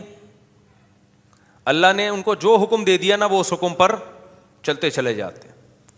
کوئی فرشتہ اگر نماز پڑھ رہا ہے تو نماز پڑھتا رہے گا، کبھی اس کی بیوی کا فون نہیں آئے گا کہ کچھ اور بھی کر لو ہے بھائی. کوئی اس کو پیچھے سے اس کی وائف تنگ نہیں کرے گی کہ بھائی انڈے لیتے آؤ، دہی لیتے آؤ ایک پاؤ جب گھر آؤ گے. ہم جب نماز کی نیت باندھتے ہیں تو ایک دم فون اگر سائلنٹ پہ کیا ہو تو وائبریشن کرنا شروع کر دیتا ہے. آدمی کو ٹینشن ہوتی ہے پتہ نہیں کیا ہو گیا، پھر فون اٹھا کے دیکھا تو گھر سے میسج آیا ہوا ہوتا ہے فلاں کو بولو یہ لے آئے یا یہ لے آؤ. 20 قسم کے مسائل انسان کے ساتھ کیوں لگے ہیں؟ انسان کو بہت ساری چیزوں کی ضرورتیں ہیں, کچھ چیزوں کی ضرورت نہیں ہے, خواہش ہے تو وہ خواہشات اور ضرورتوں کے جال میں بند ہے. اس کے بعد وہ عقل استعمال کرتا ہے کہ یہ لیگل ہے اور یہ اللیگل ہے, یہ صحیح ہے اور یہ غلط ہے. یہ کوالٹی, یہ اس ٹائپ کا دماغ انسان کے علاوہ کسی اور مخلوق کے پاس نہیں ہے. تو انسان کے اور زمین کے سائز کو نہ دیکھو, اس زمین کو بھی فضیلت ملی انسان کی وجہ سے. اصل یہ جو دماغ ہے نا, جو اللہ نے کھوپڑی میں چھوٹا سا دماغ دیا ہے, یہ کھوپڑی اللہ نے, کبھی فرشتے کا بیان سنا آپ نے ممبر پہ بیٹھ کے بیان کر رہا ہو, یا شیر کا, چیتے کا, یا ہاتھی کا, بیل کا؟ ایک ایتھیسٹ نے سوال کیا تھا کہ یہ انسان تو اتنا چھوٹا سا ہے اور اس کو اتنی مذہب اتنی اہمیت کیوں دے رہا ہے؟ تو میں نے اس کا جواب دیا تھا, اگر سائز کو دیکھنا تو پھر بیل کا سائز کیا ہوتا ہے؟ بڑا ہوتا ہے. پھر اس کی عزت انسان سے زیادہ ہونی چاہیے. کیا خیال ہے بھائی؟ پھر اس کو ذبح کر کے کھاتے کیوں ہو تم؟ ایتھیسٹ لوگ بھی کھاتے ہیں نا گائے کا گوشت, پھر تو بیل کو چاہیے انسانوں کو ذبح کر کے کھائے وہ. اگر سائز کی بیس پر, کسی کے حجم کی بیس پر ہم نے مخلوق کو فضیلت دینی ہے تو گینڈے, گدھے اور گھوڑے وہ اس دنیا میں زیادہ فضیلت والے ہونے چاہیے. آپ یہ کہہ سکتے ہیں وہ بھی تو اس کائنات میں بہت چھوٹے سے ہیں. بھائی چھوٹے سے, ہم سے تو بڑے ہیں نا کم از کم. تو اگر سائز کے حساب سے ہم نے کسی مخلوق کو فضیلت دینی ہے تو انسان سے زیادہ فضیلت گدھے اور گھوڑے اور ویل مچھلی کی سب سے زیادہ فضیلت ہونی چاہیے زمین میں. کہ سب سے بڑا سائز کس کا ہے؟ ویل مچھلی کا ایک دانت انسان کے برابر ہوتا ہے. یہاں سینڈ سپٹ پہ ایک ویل مچھلی پکڑی گئی تھی ہمارے بچپن میں, تو اس میں بندے گھسے ہوئے تھے, منہ کے اندر 8-10 بندے آ گئے تھے اس کے آرام سے. مر چکی تھی, شکر ہے, اگر زندہ ہوتی تو پھر وہ اب تک ویل مچھلی اس کو کباب بنا کے کھا چکی ہوتی. تو اتنی بڑی بڑی مخلوق, لیکن انسان کو فضیلت کس بیس پہ دی جا رہی ہے؟ اس دماغ کی بیس. تو میرے بھائی یہ سارا کھیل کس کا ہے؟ عقل اور خواہشات. عقل اور خواہشات بھی آئیں گی. فرشتوں میں خواہشات نہیں آ رہی ہوتی, آپ کی خواہش کہہ رہی ہوگی یہ کر لو, وہ کر لو, سسٹم کے تحت فلاں کو بنا دو, فلاں کو گرا دو. اور فلاں بھی سارے ہی ایک جیسے ہیں اس سسٹم میں جتنے ہیں, یہ تو سبھی ایک جیسے چل رہے ہیں, کوئی کسی ایک کو آپ تھوڑی ملامت کر سکتے ہو. تو فلاں کو گرا دو, فلاں کو, یہ پیچھے کیا ایک کچھ مخلص ہوتے ہیں, کچھ اپنی خواہشات کو کے غلام بنے ہوئے ہوتے ہیں. اوپر سے نیچے ہر طبقے میں اچھے بھی اور برے بھی ہمیشہ موجود رہیں گے. اور ان بروں سے کمپیئر کیا جائے گا تو پتہ چلے گا کہ اچھا کون ہے اور برا کون. اچھوں سے کمپیئر کریں گے, میں نے بتایا نا نظریہ اضافت تھا نا آئنسٹائن کا, وہ ہر جگہ امپلیمنٹ ہوتا ہے اس کا, ہر جگہ. وہ جب برائی کو کمپیئر کریں گے اچھائی سے تو پتہ چلے گا اچھائی کسے کہتے ہیں, اچھائی کو کمپیئر کریں گے برائی سے تو پتہ چلے گا برائی کسے کہتے ہیں. تبھی قرآن دونوں کو ساتھ ساتھ لے کے چلتا ہے. آدم علیہ السلام کی تخلیق کے وقت ہی اللہ نے بتا دیا تھا کہ اچھا کون ہے اور برا کون ہے. آدم سے غلطی ہوئی توبہ کر لی, شیطان سے غلطی ہوئی توبہ نہیں کی. کمپیئر کر کے بتا دیا کہ بھی غلطی کرنے سے برے نہیں ہو جاتے, غلطی کر کے اس غلطی پہ ڈٹنے سے کیا ہوگے؟ برے ہوگے. وہ کمپیئر کیا, مقابلہ کیا. غلطی تو کسی سے بھی ہو سکتی ہے بھائی. تو میرے بھائی جو اللہ نے مجھے اور آپ کو دماغ دیا ہے نا, اور جو خواہشات دیے ہیں, تو اب اللہ کی نظر میں اچھا وہ بنے گا جو ان خواہشات کو اپنی عقل کے نیچے رکھے گا. آپ کی دل چاہتا ہے بہن کو وراثت نہ دیں, عقل کہتی ہے کہ یہ کیا ہے, غلط, ہڑپ کر جائیں تو زندگی بن جاتی ہے بہت سے لوگوں کی. عقل کیا کہتی ہے؟ نا نا نا نا نا, یہ کیا ہے بھائی, غلط. تو اب اللہ دیکھتے ہیں کہ میرا یہ جو مخلوق ہے نا, یہ جب اچھے راستے کو اختیار کرے گی تو اس کا اچھا بننا ایسا نہیں ہے جیسے فرشتوں کا اچھا بننا. اس کا اچھا بننا میں اپنے ارادے اور عقل کا دخل ہے. لہذا یہ اچھا بنے گی تو پھر بات بنے گی. دیکھو آپ کے ماتحتوں میں جو باصلاحیت لوگ ہوتے ہیں نا, آپ چاہتے ہو ان کو فوکس کیا جائے. جو باصلاحیت لوگ نہیں ہوتے آپ کی نظر میں ان کی زیادہ ویلیو نہیں ہوتی. تو صلاحیت والا عقل کے لحاظ سے انسان ہے اس کائنات میں, اس لیے پوری کائنات میں سب سے زیادہ ویلیو اللہ کس کو دے رہے ہیں؟ انسان کو دے رہے ہیں. اب اللہ تو ویلیو جب تک آخرت قائم نہیں ہوتی سب کو یکساں ویلیو دے رہے ہیں, سب کو برابر ویلیو دے رہے ہیں. تبھی اللہ کی نظر میں ہدایت پر آنے میں, کالے گورے میں, مالدار اور غریب میں کوئی فرق نہیں ہے. تبھی تو اللہ نے پیغمبروں کو کہا کہ آپ نے جب دعوت دینی ہے تو مالدار اور غریب کا، سردار اور غلام کا فرق نہیں کرنا، یہ فرق نہیں کرنا. پیغمبروں پر سب سے بڑا اعتراض ہی ہوتا تھا کہ آپ کی مجلس میں تو مالدار غریب لوگ بیٹھتے ہیں، ہم مالداروں کی عزت خراب ہوتی ہے ان کے ساتھ بیٹھنے پر. تو اللہ نے پیغمبروں کو کیا کہا کہ نہ ان غریبوں کو اپنی محفل سے نکالنے کی آپ کو اجازت نہیں ہے، کیونکہ اگر آپ نے نکال دیا تو اس کا مطلب اللہ بھی کیا کر رہا ہے، وہ امیر غریب کا فرق کر رہا ہے. بناتا خود امیر غریب ہے اور پھر خود ہی فرق کر رہا ہے. تو بھائی یہ تو دولت تو اللہ کی دین ہے، اس میں کسی کی فضیلت کی کیا بات ہے. تو انسان کو اللہ نے عقل دی، انسان اب خواہشات کا غلام بنے گا نا تو میرے بھائی آپ کی نظر میں اچھا ہو سکتا ہے، اللہ کی نظر میں اس کی 2% کی ویلیو نہیں. اللہ کہتے ہیں تو اس امتحان میں ناکام. اچھا یہ بھی ایک بات ہے، اللہ نے جب عزت، دیکھو بے عزتی ہمیشہ اس کی ہوتی ہے جس کی عزت ہو. یہ میں کئی بار بیان میں مثالوں سے سمجھا چکا ہوں. بہت سے لوگوں کو میں نے یہ مثال دی نا کہ عزت، آپ کو بےزتی فیل ہو رہی ہے نا تو عزت ختم کر دو اپنی، اس سے بےزتی آپ کی فیل ہونا کیا ہو جائے گی. گھر میں ابا سے صبح شام تانے مل رہے ہیں نا ایک آدمی کو، تو کہہ رہے میں مجھے محسوس ہوتی ہے بےزتی. تو میں نے کہا جب کئی دن تک ابا سے تانے سنتے رہو گے تو آپ کی عزت کا گراف اتنا نیچے آ چکا ہوگا کہ بےزتی محسوس ہونے کا گراف بھی اسی حساب سے نیچے آ چکا ہوگا. تو یہ بھی ایک پیکیج ہے خودکشی سے بچنے کا. بعض لوگ خودکشی کے ارادے سے آتے ہیں میرے پاس کہ میں تو اب خودکشی کر رہا ہوں کیونکہ ابا کی طرف سے تانے اتنے بے روزگاری کے اور یہ وہ. تو میں نے کہا اس میں خودکشی کا کیا ہے بھائی، تانے ہیں تو کیا ہو رہا ہے. کہہ رہے ہیں بےزتی بہت ہوتی ہے گھر میں ہر وقت. تو میں نے کہا بےزتی تو تھوڑے دنوں میں کیا ہو جاتا ہے، انسان بےزتی کا عادی ہو جاتا ہے. تو یہ جتنی ابھی فیل ہو رہی ہے 1 مہینے بعد اتنی فیل نہیں ہوگی. تو یہ اس لیے ابھی 1 مہینے تک خودکشی کو ڈیلے کر دو، پھر میرے پاس آنا، پھر میں 1 مہینے کا پیکیج اور دوں گا تو اس کے بعد انجوائے کرو گے اس کو. تو لیکن اب ہوتا کیا ہے، خوب سمجھو کہ اللہ تعالیٰ دنیا میں جس مخلوق کو عزت دی جاتی ہے نا، اگر وہ اپنے عزت والے کام کرنا چھوڑ دے تو بے عزتی بھی کس کی ہوتی ہے، ہمیشہ عزت دار لوگوں کی ہوتی ہے. اس لیے اللہ تعالیٰ نے جہاں انسان کے لیے جنت بنائی ہے نا، وہیں جہنم بھی کس کے لیے بنائی ہے، انسانوں کے لیے بنائی ہے اللہ نے. تبھی قرآن کیا کہتا ہے، ایک طرف قرآن انسانوں کے فضائل بیان کرتا ہے وَلَقَدْ كَرَّمْنَا بَنِي آدم، ہم نے بنی آدم کو بڑی عزت دی. ایک طرف قرآن کہتا ہے ہم نے بنی آدم کو مسجود ملائکہ، فرشتوں کا مسجود بنایا. ایک طرف قرآن کہتا ہے ہم نے جو ہے ساری کائنات مسخر کر دی بنی آدم کے لیے. اتنی ایک طرف اللہ کہتا ہے اولئک کالانعام، یہ انسان چوپایوں سے بھی بدتر ہیں. ارے بھائی اللہ ایک طرف تو اتنا پروٹوکول دے رہا ہے، دوسری طرف کہہ رہا ہے یہ گدھے گھوڑے سے بھی کیا ہیں، بدتر ہیں. بھائی بات یہ ہے کہ جب عزت بہت زیادہ ہوتی ہے اور آپ وہ کام کر رہے ہوتے جو گدھے گھوڑوں پہ سوٹ کرتے ہیں تو پھر آپ کا مقام گدھے گھوڑوں جیسا نہیں ہوتا بلکہ گدھے گھوڑوں سے کم ہوتا ہے. وجہ اس کی ہے کہ وہ تو گدھا گھوڑا ہے، وہ تو وہ کام کرے گا جو گدھے گھوڑوں کے کام ہوتے ہیں. تم تو وہ تھوڑی ہو، تم تو مسجود ملائکہ ہو، تمہیں تو اللہ نے ذہانت دی، عقل دی ہے، تم وہ کام کیوں کر رہے ہو. لہذا اللہ کہتے ہیں انسان یا تو اشرف المخلوقات ہے اللہ کی نظر میں، یا احقر المخلوقات ہے، تمام مخلوق میں سب سے بدترین مخلوق ہے. والتین والزیتون میں اللہ نے یہی مضمون بیان کیا، فرمایا والتین والزیتون وطور سینین وہذا البلد الامین لقد خلقنا الانسان فی احسن تقویم ثم رددناہ اسفل سافلین. کیا عجیب قسمیں اللہ نے اٹھائی ہیں. دیکھو فرمایا والتین والزیتون، قسم ہے انجیر کی، قسم ہے زیتون کی. عجیب بات ہے یار، کھانے پینے کی چیزوں کی اللہ قسمیں اٹھا رہا ہے اور کہہ رہا ہے لقد وطور سینین، اور طور سینین جو کوہ طور ہے نا مصر میں جہاں موسیٰ علیہ السلام سے اللہ ہم کلام ہوئے تھے، کوہ طور کی قسم. اب کوئی جس کو قرآن نہیں آتا نا وہ کہے گا یار یہ اللہ کا کلام ہے، انجیر کی قسم، زیتون کی قسم اور پہاڑ کی قسم.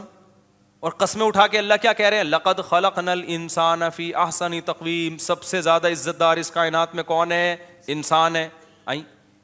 انجیر زیتون کا اس سے کیا تعلق ہے کہ انسان کیا ہے، اشرف المخلوقات ہے. کوئی تک بن رہا ہے بھائی، بتا دو اگر نہیں سمجھ میں آ رہا.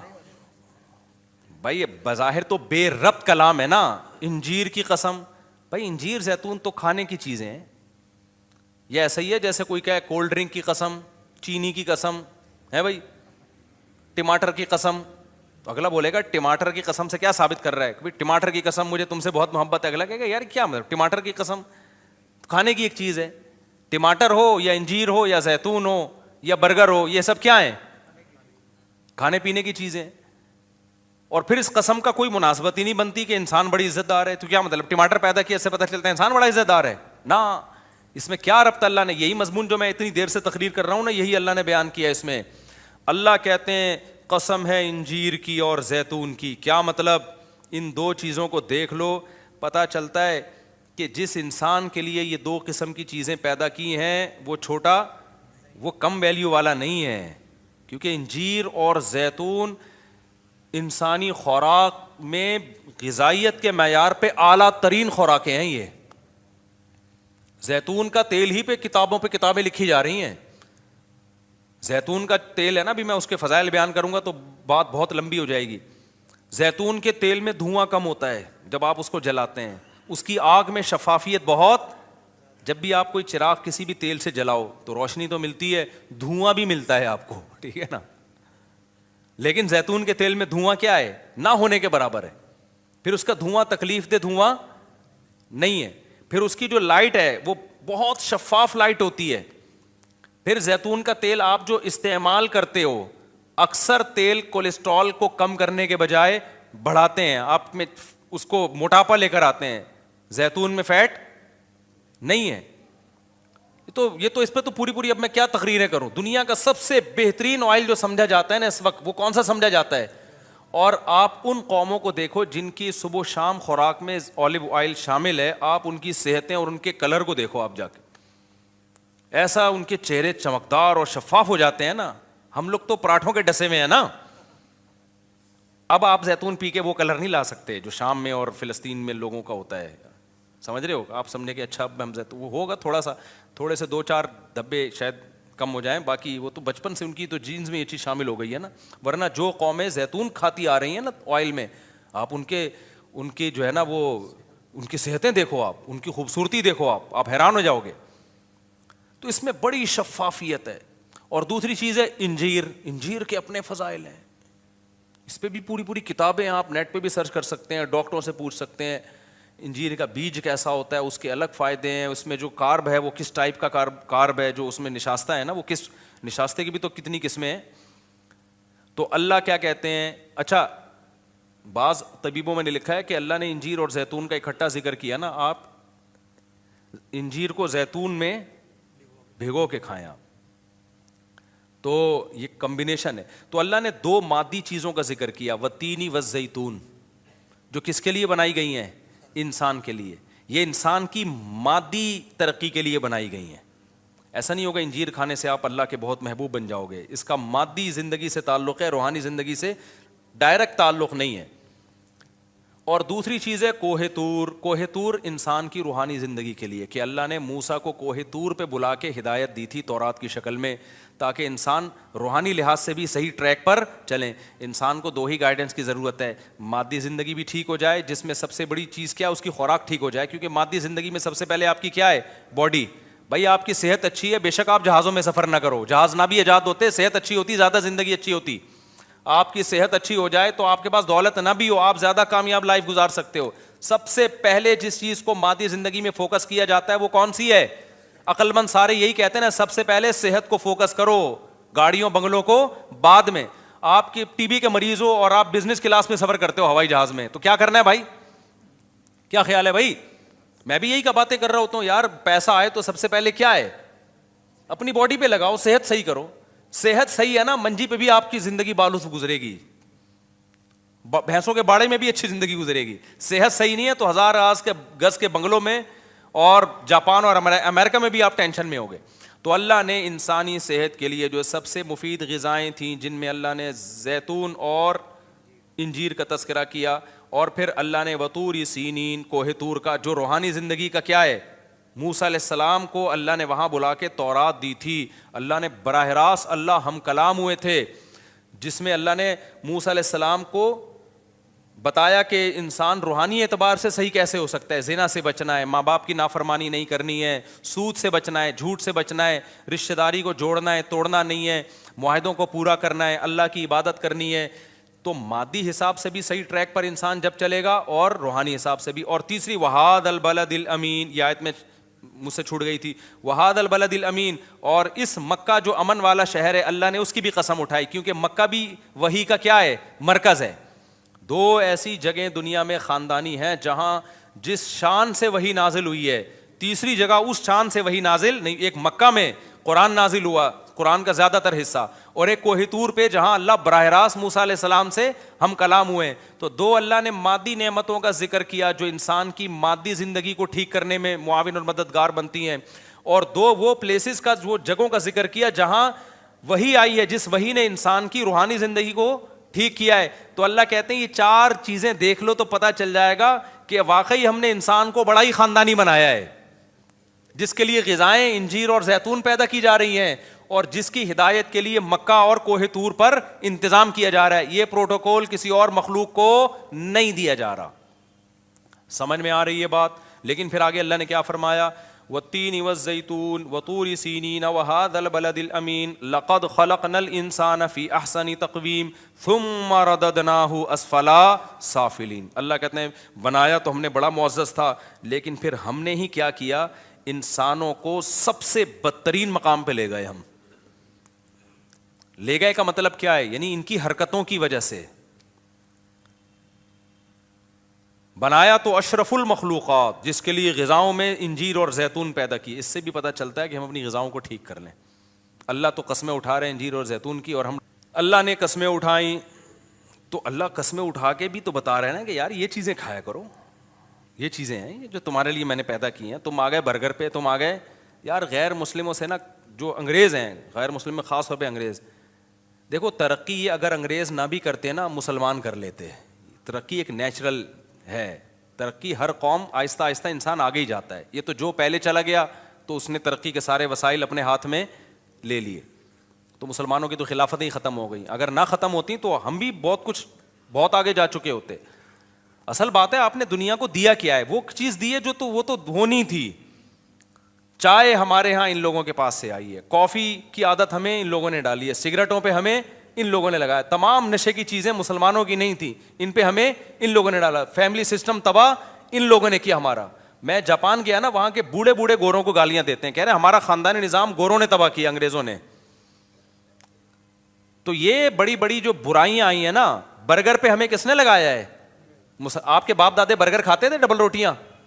ہم تو روٹی کھانے والی قوم تھی. ہمیں غذائیں ہماری ان لوگوں نے چینج کی ہیں. کولڈ ڈرنک پہ ہمیں کس نے لگایا ہے؟ ہمارے باپ دادے تو لسی پیتے تھے, کولڈ ڈرنک کون لے کر آیا ہماری سوسائٹی میں؟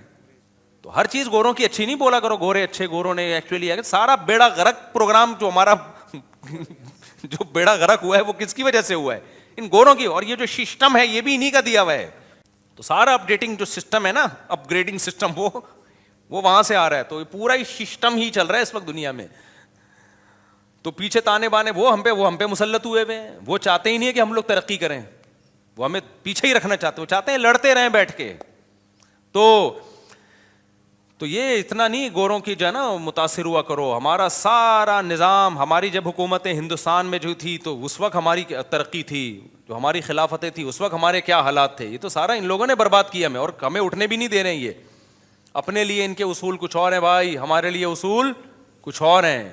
تو اتنا زیادہ اپنے آپ سے بدگمان نہ ہوا کرو, اتنے برے نہیں ہیں جتنا ہمیں برا بنا کے دکھایا جاتا ہے. تو میں بات کیا کر رہا تھا, جلدی سے بس بات کو سمیٹ کے ختم کرتا ہوں. ہاں, تو اللہ نے قسم اٹھائی, والتین والزیتون وطور سینین وہذا البلد الامین. اللہ کہتے ہیں میں نے اس کی مادی صحت کا بھی انتظام کیا, اس کے لیے انجیر اور زیتون پیدا کیا میں نے, اور میں نے اس کے لیے روحانی صحت کا بھی انتظام کیا, جس کا گواہ مکہ اور کوہ طور ہے. کیسے کیسے پیغمبروں کو بلا کے کوہ طور پہ ہم کلام ہوا. موسیٰ کو اللہ نے کہا کہ یہ کرو, یہ نہیں کرو. اور یہ بات یاد رکھو, داڑھی کی ویلیو اسلام میں کم نہیں ہے. آج بھی تورات میں لکھا ہوا ہے کہ اللہ نے موسیٰ کو کوہ طور پہ بلا کے کہا کہ اپنی قوم سے کہنا کہ داڑھی مت کاٹو. تبھی یہودیوں کی اتنی بڑی بڑی داڑیاں ہم نے دیکھی ہیں.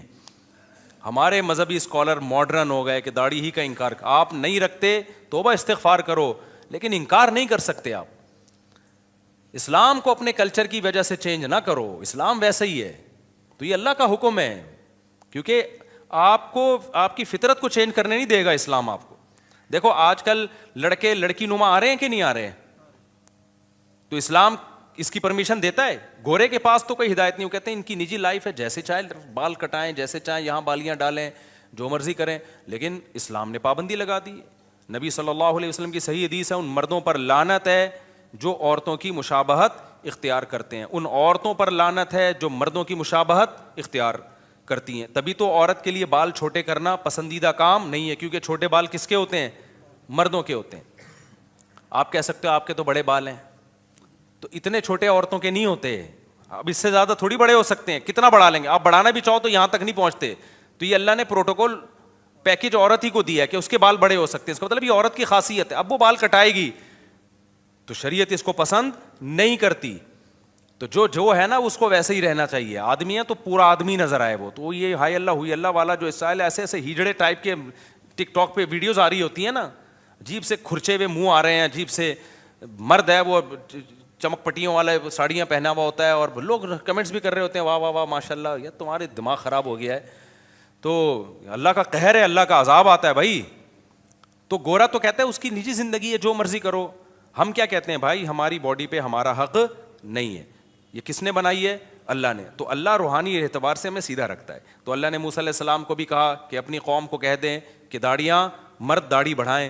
اور پھر اللہ نے ہمارے نبی کو بھی وحی کی, ہمارے نبی نے ہمیں بتایا کہ مرد عورت کی مشابہت اختیار بولو مت کریں, اور عورتیں مردوں کی مشابہت اختیار مت کریں. تو ہر لحاظ سے اللہ نے گائیڈ کیا. پھر اللہ نے فرمایا اس جس کی گائیڈنس کا اتنا انتظام ہو رہا ہے اور مادی زندگی کے لیے انجیر اور زیتون پیدا کیے جا رہے ہیں اس کے لیے, تو اس سے پتہ چلتا ہے انسان کوئی چھوٹی موٹی مخلوق نہیں ہے. لیکن اللہ کہتے ہیں پھر ہم نے کیا کیا, اس کو بدترین مخلوق بنا دیا.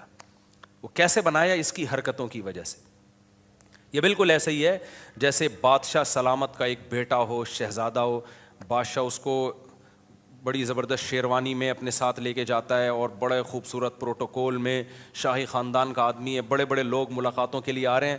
لیکن اس کمبخت کو چڈی بنیان میں ہی گھومنے کا شوق ہے, اور یہ ملتا بھی جمعداروں سے ہے, اور بہت ہی اس کی عجیب. تو بادشاہ کیا کرے گا, ایک دن اس کو آگ کر کے نکال دے گا. کہے گا یار تو تیرا تو وہ اسٹائل ہی نہیں ہے جو شہزادوں والا اسٹائل ہوتا ہے, تجھے تو عزت سمجھ میں ہی نہیں آ رہی ہے. تو اب دنیا کی نظر میں تو اس کو بے عزتی سمجھا جاتا ہے, لیکن اللہ کی نظر میں جو عزت اور ذلت کا معیار ہے وہ لباس نہیں ہے. اللہ کی نظر میں عزت اور ذلت کا معیار یہ ہے کون اپنی خواہشات کو اللہ کے حکم کے تابع رکھتا ہے, اور کون حیوان اور درندہ بن کے اپنی خواہشات کو پورا کرنے میں لگا رہتا ہے. اللہ رسول کی اس کی نظر میں کوئی ویلیو نہیں ہے. اللہ نے یہ نہیں کہا کہ خواہشات پوری ہی نہیں کرنی ہے, ایسا ظالم اللہ نہیں ہے. کیونکہ جب پیٹ لگا دیا اللہ نے, خواہشات لگا دیں, یہی تو اسلام کا حسن ہے بھائی. ہندوؤں میں دیکھو کیسے لوگ ہیں جو ساری زندگیاں عذاب میں اب ڈالی ہوئی ہے, انہوں نے گوشت نہیں کھایا ساری زندگی سے, کہ بھی جانور کو ہلاک کرنا پڑتا ہے. گوشت جیسی نعمت سے محروم ہو گئے, لباس جیسی نعمت سے محروم ہو گئے. بہت سارے مذاہب میں ایسے کپڑے ہی نہائے ہی نہیں, اپنے آپ کو ایسی ٹینشنوں میں ڈال دیا اور کہا کہ اس سے بھگوان کیا ہوگا, خوش ہوگا. ایک صحابیہ کو دیکھا نبی صلی اللہ علیہ وسلم نے کہ وہ پیدل, صحابی تھے یا صحابیہ, حدیث پڑھے ہوئے مجھے بہت ٹائم ہو گیا تو شاید میں بیان کرنے میں نا مجھ سے غلطی ہو جائے, لیکن اصل مفہوم یاد ہے. وہ پیدل حج پہ نکلی ہوئی تھیں, تو اتنا لمبا سفر, آپ صلی اللہ علیہ وسلم نے فرمایا کہ اللہ کو اس سے کوئی حاجت نہیں ہے کہ تم اپنے آپ کو اتنی ٹینشن میں ڈالو, کوئی بات نہیں, سوار ہو جاؤ اور دم دے دو اس کا. تو اتنی ٹینشن میں اپنے آپ کو ڈالنا کہ حلال تمام نعمتوں سے اپنے آپ کو محروم کر دینا, اس سے اللہ خوش نہیں ہوتا. لیکن اللہ نے کیا کہا کہ بھائی ایک خواہشات وہ ہیں جو انسانوں پہ سوٹ کرتی ہیں, ایک وہ ہیں جو گدے گھوڑوں پہ سوٹ کرتی ہیں, وہ انسانوں کے کام نہیں ہیں. مثال کے طور پر آپ عزت دار تھے, آپ نے اپنے بچوں سے کہا بیٹا میں چاہتا ہوں تم خوش رہو, بیٹا بتاؤ تمہیں کیا چاہیے. بچہ کہتا ہے ابو مجھے جو ہے نا آئس کریم چاہیے. آپ کہیں بیٹا بہترین آئس کریم آرڈر کر دی. اور بتاؤ بیٹا تمہیں کیا چاہیے. ابو مجھے گاڑی چاہیے. یہ لو بیٹا گاڑی لے لو. اور بیٹا کیا چاہیے. ابو میں جوان ہو گیا ہوں, مجھے ایک اچھی سی بیوی چاہیے. کوئی بات نہیں بیٹا ٹھیک ہے, بتاؤ کون سی والی چاہیے. وہ والی چاہیے, نہیں وہ والی چاہیے, چلو وہ یہ والی لے آؤ. یہ سارے ایسی باتیں جس سے ابا اگر انسان کا بچہ ہوگا تو وہ غصہ نہیں ہوگا. میں اس لیے کہہ دیا کہ ابا اس طرح کی باتوں سے بھی, آئس کریم کھلانے میں ٹینشن میں نہیں آتے, گاڑی دلانے. جب شادی کی بات کرے گا تو وہ پتہ نہیں غصہ ہو جاتے ہیں کہ پاگل ہو گیا ہے. حالانکہ وہ بھی آئس کریم بھی ایک یعنی خواہش کے لیے ہی کہا رہا ہے. گاڑی بھی ہے چلیے, تو وہ بھی تو اس کی ضرورت ہے نا بھائی, لیکن اس کے ابا کو ایک دم میٹر شارٹ ہو جاتا ہے ابا کا. تو خیر, لیکن انسان یعنی ابا اگر واقعی انسان کا بچہ نہیں کہنا چاہیے, ابا کی توہین ہو رہی ہے اس میں, ابا اگر واقعی ابا ہوں گے. لیکن اب کیا ہے کہ ابا نے کہا بیٹا میں چاہتا ہوں تمہاری جو بیٹا ضرورت ہے وہ پوری کرنا چاہتا ہوں, بتاؤ تمہیں کیا چاہیے. ابا مجھے چرس چاہیے. اب ابا کو غصہ آئے گا کہ نہیں آئے گا؟ بیٹا ہم خاندانی لوگ ہیں, تم بھی خاندانی ہو, ایسے مذاق دوبارہ نہیں کرنا. ابا میں مذاق نہیں کر رہا, مجھے کیا چاہیے؟ چرس چاہیے. یار بیٹا یہ غلط چیز ہے, اور بتاؤ کیا چاہیے اس کے علاوہ؟ ابا مجھے انٹی کو چھیڑنا ہے جا کے, مجھے بیوی نہیں چاہیے. میں ویسے ہی گدھے گھوڑے جیسے کرتے ہیں نا, جب ایک ٹرک ان کے دماغ پہ سوار ہوتی ہے تو گدھا گدھی تلاش کرتا ہے کہ نہیں کرتا؟ تو ابا ایک محلے میں گدھی ہے جو مجھے پسند آ گئی ہے, بس میں نے وہاں جانا ہے, اپنی ٹھڑک پوری کرنی ہے. شادی وادی کر کے بیوی بنا کے نہیں لانا, جب تک ٹھڑک پوری ہوگی کروں گا, اس کے ساتھ ریلیشن رکھوں گا, جب ٹھڑک پوری ہو جائے گی تو پھر اس کو چھوڑ کے کسی اور. ابا انسان کا بچہ ہوگا تو خوش ہوگا ایسی باتوں پہ؟ جائیدادوں سے آگ کر دے گا, بولے گا یہ میرا بچہ نہیں ہے بھائی, کسی نے غلطی سے میرے کھاتے میں نادرہ میں غلطی سے میں نے, نسبتیں دور کرے گا بھائی میرا اس بچے سے, لوگوں یہ میرا بچہ نہیں ہے, میری بے عزتی ہو رہی ہے.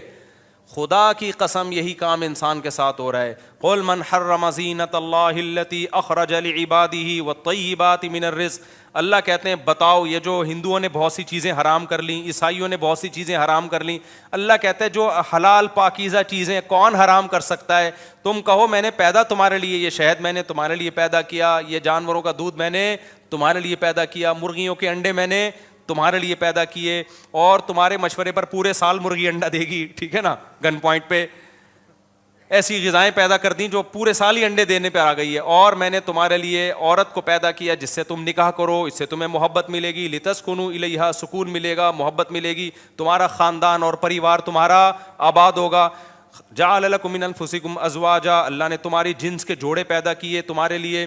وجعل لکم من ازواجکم بنین وحفدا, اس سے تمہیں اولاد ملے گی, اور پھر بڑھاپے میں نانا اور دادا بنو گے, وہ انجوائے کرو گے, یہ سب تمہارے لیے. انسان ایسا کمبخت نکلا, انسان نے کہا نہ مجھے گرل فرینڈ چاہیے, مجھے بیوی نہیں چاہیے. گدھے گھوڑے والے کام کیے کہ نہیں کیے؟ فرق پتہ ہے کیا ہے؟ گدھا گھوڑا یہ کام ٹائی اور سوٹ پہن کے نہیں کرتا. انسان نے کیا کیا؟ 3 پیس سوٹ اور ٹائی میں, اور ولاگ بنائی میری گرل فرینڈ ہے, یہ میری کلیگ ہے جس کے ساتھ میں گھومتا ہوں. 3 پیس سوٹ اور ٹائی سے انسان مہذب نہیں بن جاتا. انسانوں کو دھوکہ دیا جا سکتا ہے, اللہ کو دھوکہ بولو نہیں دیا جا سکتا. اللہ کی نظر میں کافر کی 2 ٹکے کی ویلیو نہیں ہے, کیونکہ کافر اللہ کے کہے ہوئے اچھے کو اچھا نہیں مانتا, اللہ کے کہے ہوئے برے کو برا نہیں مانتا. اللہ میاں نے کہا یہ میں نے تمہارے لیے دودھ کی نہریں پیدا کی, یہ میں نے تمہارے لیے دودھ پیدا کیا, میں نے تمہارے لیے شہد پیدا کیا. کافر کیا کہتا ہے؟ میں شراب پیوں گا. وہ کیا کہہ رہا ہے؟ میں کیا پیوں گا؟ اور اسمبلی سے بل بھی پاس کرا لیا کہ شراب کیا ہے؟ لیگل ہے. اللہ کہتے ہیں بھائی یہ انسانوں والے کام نہیں ہے, یہ انسانوں پہ سوٹ, یہ گندی. دیکھا نا شرابی کے منہ سے آنکھیں کیسی ہوتی ہیں اس کی, دیکھو فلموں کی شرابی اور ہوتے ہیں, ایکچوئل میں شرابی بولو نا اور ہوتے ہیں. فلموں کا شرابی تو ایسا ہوتا ہے آدمی کہتا ہے میں بھی 2 بوتلیں پی لوں, لیکن ایکچوئل میں جب آپ شراب نے دیکھے ہیں نا, یورپ میں بھی دیکھے ہیں, ادھر بھی تھائی لینڈ وائلینڈ میں بھی گیا, تو اتوار کی رات کو میں ایسے ہم لوگ ٹہل کے نہیں نکلے, ایسے پڑے ہوئے ہیں لوگ, یوں سے رالیں ٹپک رہی ہیں, گند بدبو. ایکچوئل میں یہ ہوتا ہے, قتل ہو جاتے ہیں, ایکسیڈنٹ ہو جاتے ہیں, جہاز گر جاتے ہیں, پائلٹ نے پی لی, ٹیسٹ ہوتے ہیں پھر بھی بعض دفعہ نکل جاتا ہے پائلٹ. تو پائلٹ جو ہے نا وہ پی کے الٹا ہو گیا, وہ سمجھا کہ جہاز الٹا ہو گیا ہے. حالانکہ خود الٹا ہوا تھا, وہ اس چکر میں اس نے جہاز کو سیدھا کرنے کی کوشش کی, ساری پبلک ہی الٹ گئی.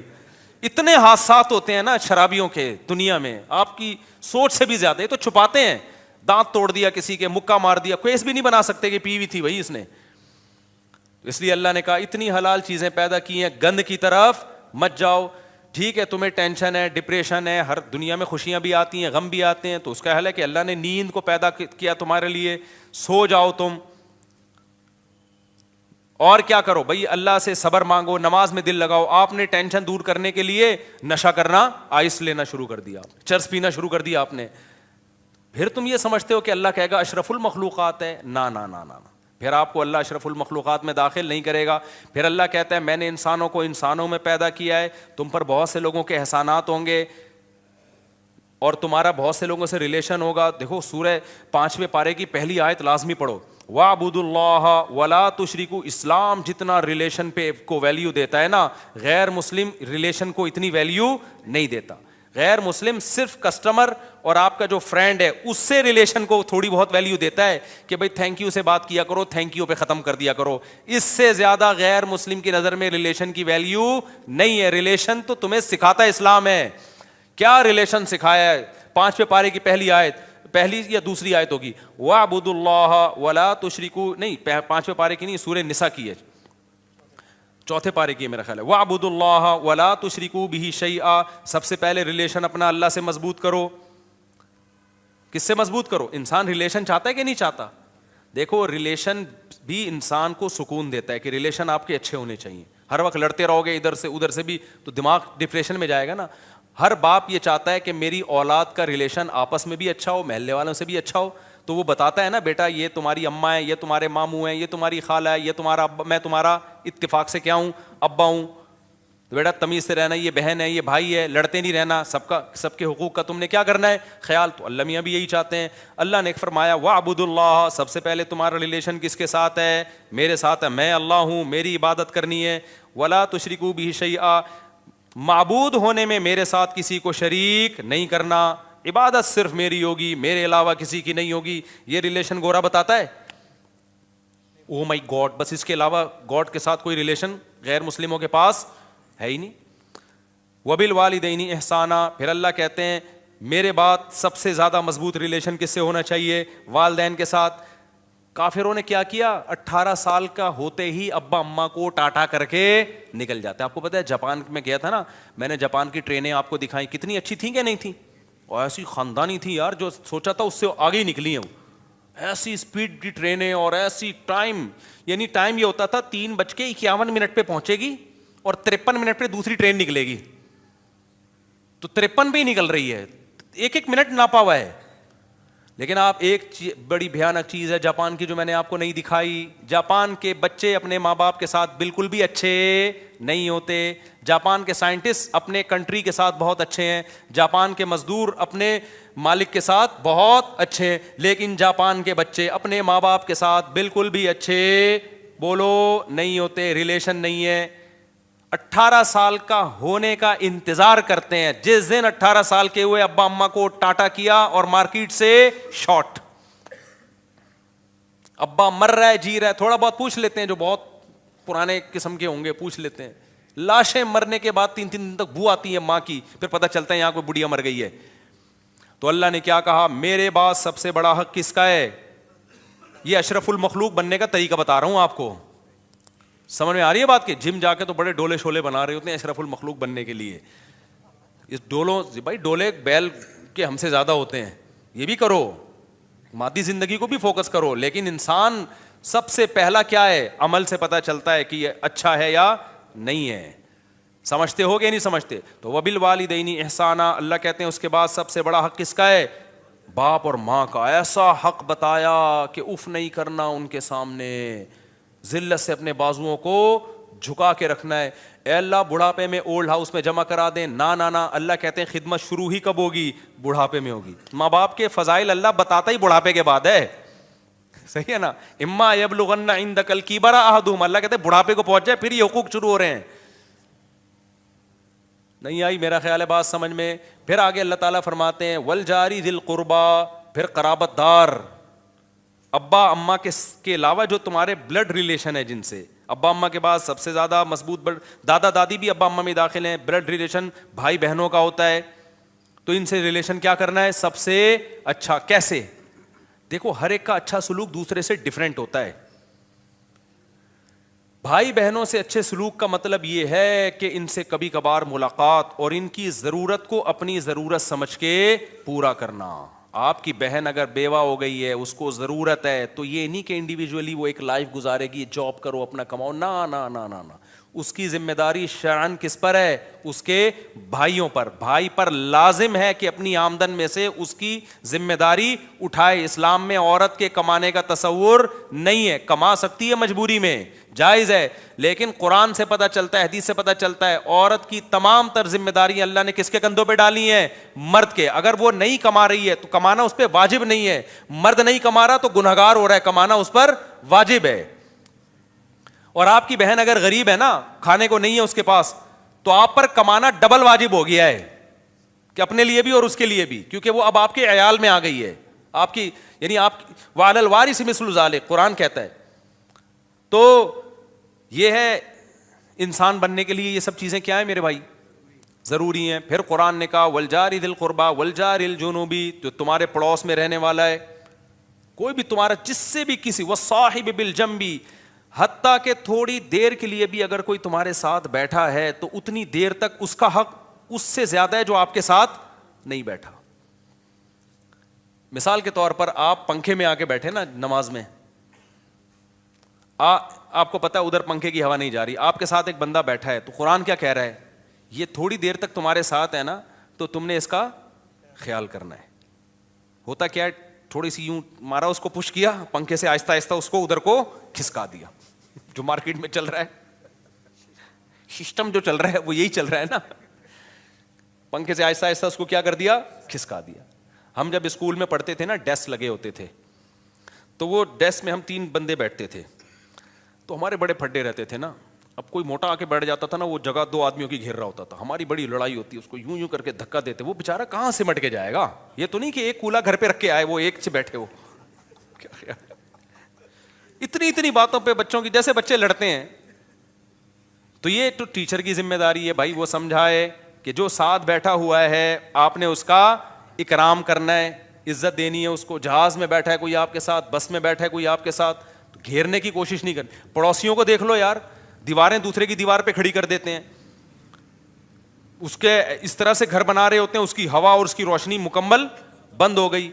تو باس اس پہ تو بڑا لمبا, یعنی ابھی تو میں یہ حقوق نہیں بتا رہا پڑوسیوں کے کیا حقوق ہیں, لیکن قرآن یہاں کیا کہہ رہے ہیں؟ اگر اچھا انسان بننا ہے تو کسی بھی شخص کا آپ کے ساتھ کسی بھی قسم کا کوئی لنک ہے, تو جتنا مضبوط لنک ہوگا اس کا حق اتنا ہی زیادہ. اللہ کا لنک اور حق سب سے زیادہ, اس کے بعد ماں باپ کا سب سے زیادہ, پھر اس کے بعد بلڈ ریلیشن میں بہن بھائیوں کا, پھر میاں بیوی کا, پھر اس کے بعد پڑوس کا, پھر کلاس فیلو کا, پھر جو سفر میں آپ کے ساتھ ہے وہ صاحب بالجنب وابن السبیل, پھر جو مسافر اور اجنبی ہے, آپ کے ملک میں ایک نیا بندہ آ گیا تو اس کو ایسا عزت دو کہ اس کو اجنبیت محسوس نہ ہو.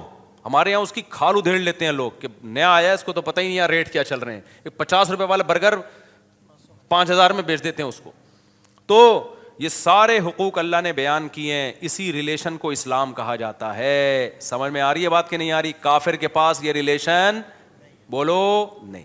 ان کا ایک ریلیشن ہوتا ہے girl friend boy friend, girl friend boy friend, یہ ٹھڑک والا ریلیشن ہے, یہ گدھے گھوڑوں والا ریلیشن ہے بھائی, اس کے علاوہ کوئی ریلیشن نہیں. تو یہ ہوگا تو اشرف المخلوق بنے گا, ادروائز 3 پیس سوٹ اور ٹائی میں, بڑے اچھے اسٹائل میں, thank you, nice to meet you, یہ چیزیں انسان کو دھوکہ دیتی ہیں. اللہ کو یہ دھوکہ. تبھی میں بس آخری بات, آخری جملہ, کہ جو خواتین اپنے شوہروں سے مسلمان خواتین پریشان ہوتی ہیں نا کہ ہمارے میاں وہ اسٹائل سے بات نہیں کرتے جو گورے, اتنی تھینک یو. بھائی گورا وہ حقوق بالکل بھی ادا نہیں کر رہا اپنی بیوی کے جو یہاں ایک پاکستانی مسلمان ادا کر رہا ہوتا ہے. اخلاق اس کو ٹھیک کر لینے چاہیے, لیکن اگر صرف اخلاق ٹھیک کروا کے وہ والے حقوق لے لو نا تو یہ تیار ہے اس کے لیے, ٹھیک ہے نا. یہ کہتا ہے ٹھیک ہے میں آئندہ تھینک یو بولوں گا, سارے حقوق تم گیس بجلی کا بل خود دیا کرو. پھر دیکھو سب سے پہلے تو میں تھینک یو کی تسبیح لیتے ہوئے گھر میں داخل ہوں گا. مسلمان مرد آج گورے سے عورت کے لیے اچھا نہیں, بہت سے بھی زیادہ اچھا ہے. اللہ عمل سمجھنے کی اور کھوپڑی کو صحیح استعمال کرنے کی توفیق عطا فرمائے. بھائی ملاقات کے لیے آج میں نہیں مل سکتا, مجھے بہت ضروری کام سے انتہائی اسپیڈ کے ساتھ نکلنا ہے.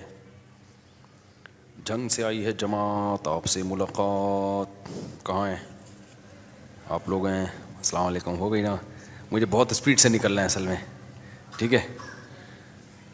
مفتی صاحب محمد نام رکھنا کیسا ہے؟ بہترین, صرف محمد نام رکھنا چاہیے. بہت سارے محدثین فقہا ایسے گزرے جن کا نام صرف محمد تھا, یہ تو اب لوگوں میں رواج ختم ہو گیا. ہاں محمد کے ساتھ والد صاحب کا نام لگا دیں. تو جیسے میرے بیٹے کا نام محمد ہے تو اس کے ساتھ میں نے بن طارق کر دیا, کیونکہ محمد طارق کریں گے تو لوگ سمجھیں گے طارق نام ہے, تو آگے ابا کا نام کے پہلے ابن لگائیں. پھر بھائی یہ کیا لکھا ہوا ہے؟ جوارش زرعونی. میں یہ کھا سکتا ہوں, میں شادی شدہ ہوں, میری عمر 21 سال ہے. جوارش زرعونی, میں کوئی حکیم ہوں. جوارش کمونی, طرف الوسط قدوس, جوارش جالنوس, اور لکھا ہے خمیرہ گاؤ زبان سادہ. 5 لکھیں خمیرہ گاؤ زبان, یہ دماغی طاقت کے لیے ہوتا ہے. جوارش زرعونی اور جوارش کمونی یہ معدے کے لیے بہت اچھی چیزیں ہیں, گردے کے لیے بھی اچھی ہیں, کھا سکتے ہیں. اطرف الوسط قدوس, یہ سر میں جو نزلہ ہوتا ہے نا جمع ہوا, اس کو نکال دیتی ہے, کھا سکتے ہیں رات کو پانی کے ساتھ نا. ابھی تھوڑا سا حکمت مجھے بھی آتی ہے تو پوچھ لیا تو بتا دیتا ہوں. یہ جو ہے نا خمیرہ گاؤ زبان, یہ رات کو کبھی نہ کھائیں. یہ ہمیشہ صبح ناشتے کے بعد آدھا چمچہ یا 1 چمچہ جو بھی اس پہ ڈبے پہ لکھا ہوا ہو نا اس سے کھا لیا. اس سے دماغ کی کیا ہوتی ہے, یہ بہت یعنی آرگینک چیز ہے دماغی طاقت کے لیے. یہ شرعی سوال پوچھا کرو, لیکن اتفاق سے آگے ہے تو بتا رہا ہوں اپنے جنرل نالج کے لیے. جوارش زرعونی اور جوارش کمونی, یہ جو جوارش کمونی ہے نا یہ زیرے سے بنتی ہے, تو یہ پیٹ کے لیے بہت اچھی ہے. جن کو پیٹ میں گیس ویس نہیں ہوتی تو یہ کھانے کے بیچ میں بھی آدھا چمچہ لے سکتے ہو, کھانے کے بعد بھی لے سکتے ہو. اور جوارش زرعونی بھی پیٹ ہی کے لیے بہت اچھی. دونوں ملا کے دونوں کو مکس کر دو اور آدھا چمچہ کھا لیا کرو کھانے کے بیچ میں, یہ کھانے کے بعد بھی کھا سکتے ہو. اطرف الوسط قدوس, یہ رات کو سوتے ہوئے نا گرم پانی سے یہ کھانی چاہیے. ڈبے پہ مقدار جب آپ دکان سے خریدو گے لکھی ہوئی ہوتی ہے. رات کو سوتے ہوئے 1 چمچہ یا آدھا چمچہ جو بھی اس پہ کوانٹٹی لکھی ہوئی ہے نا گرم پانی سے کھاؤ. اس سے قبض بھی ختم ہوتا ہے, دماغ کو طاقت بھی ملتی ہے, اور جتنے بخارات دماغ میں گئے ہوئے ہوتے ہیں نا, نزلہ کسی کے جمع ہوا ہوتا ہے, کنٹینیو کھاتے رہو گے سارا نزلہ نکال کے باہر پھینک دے گی. یہ بعض حکیموں کی دوائیں بڑی خاندانی ہوتی ہیں.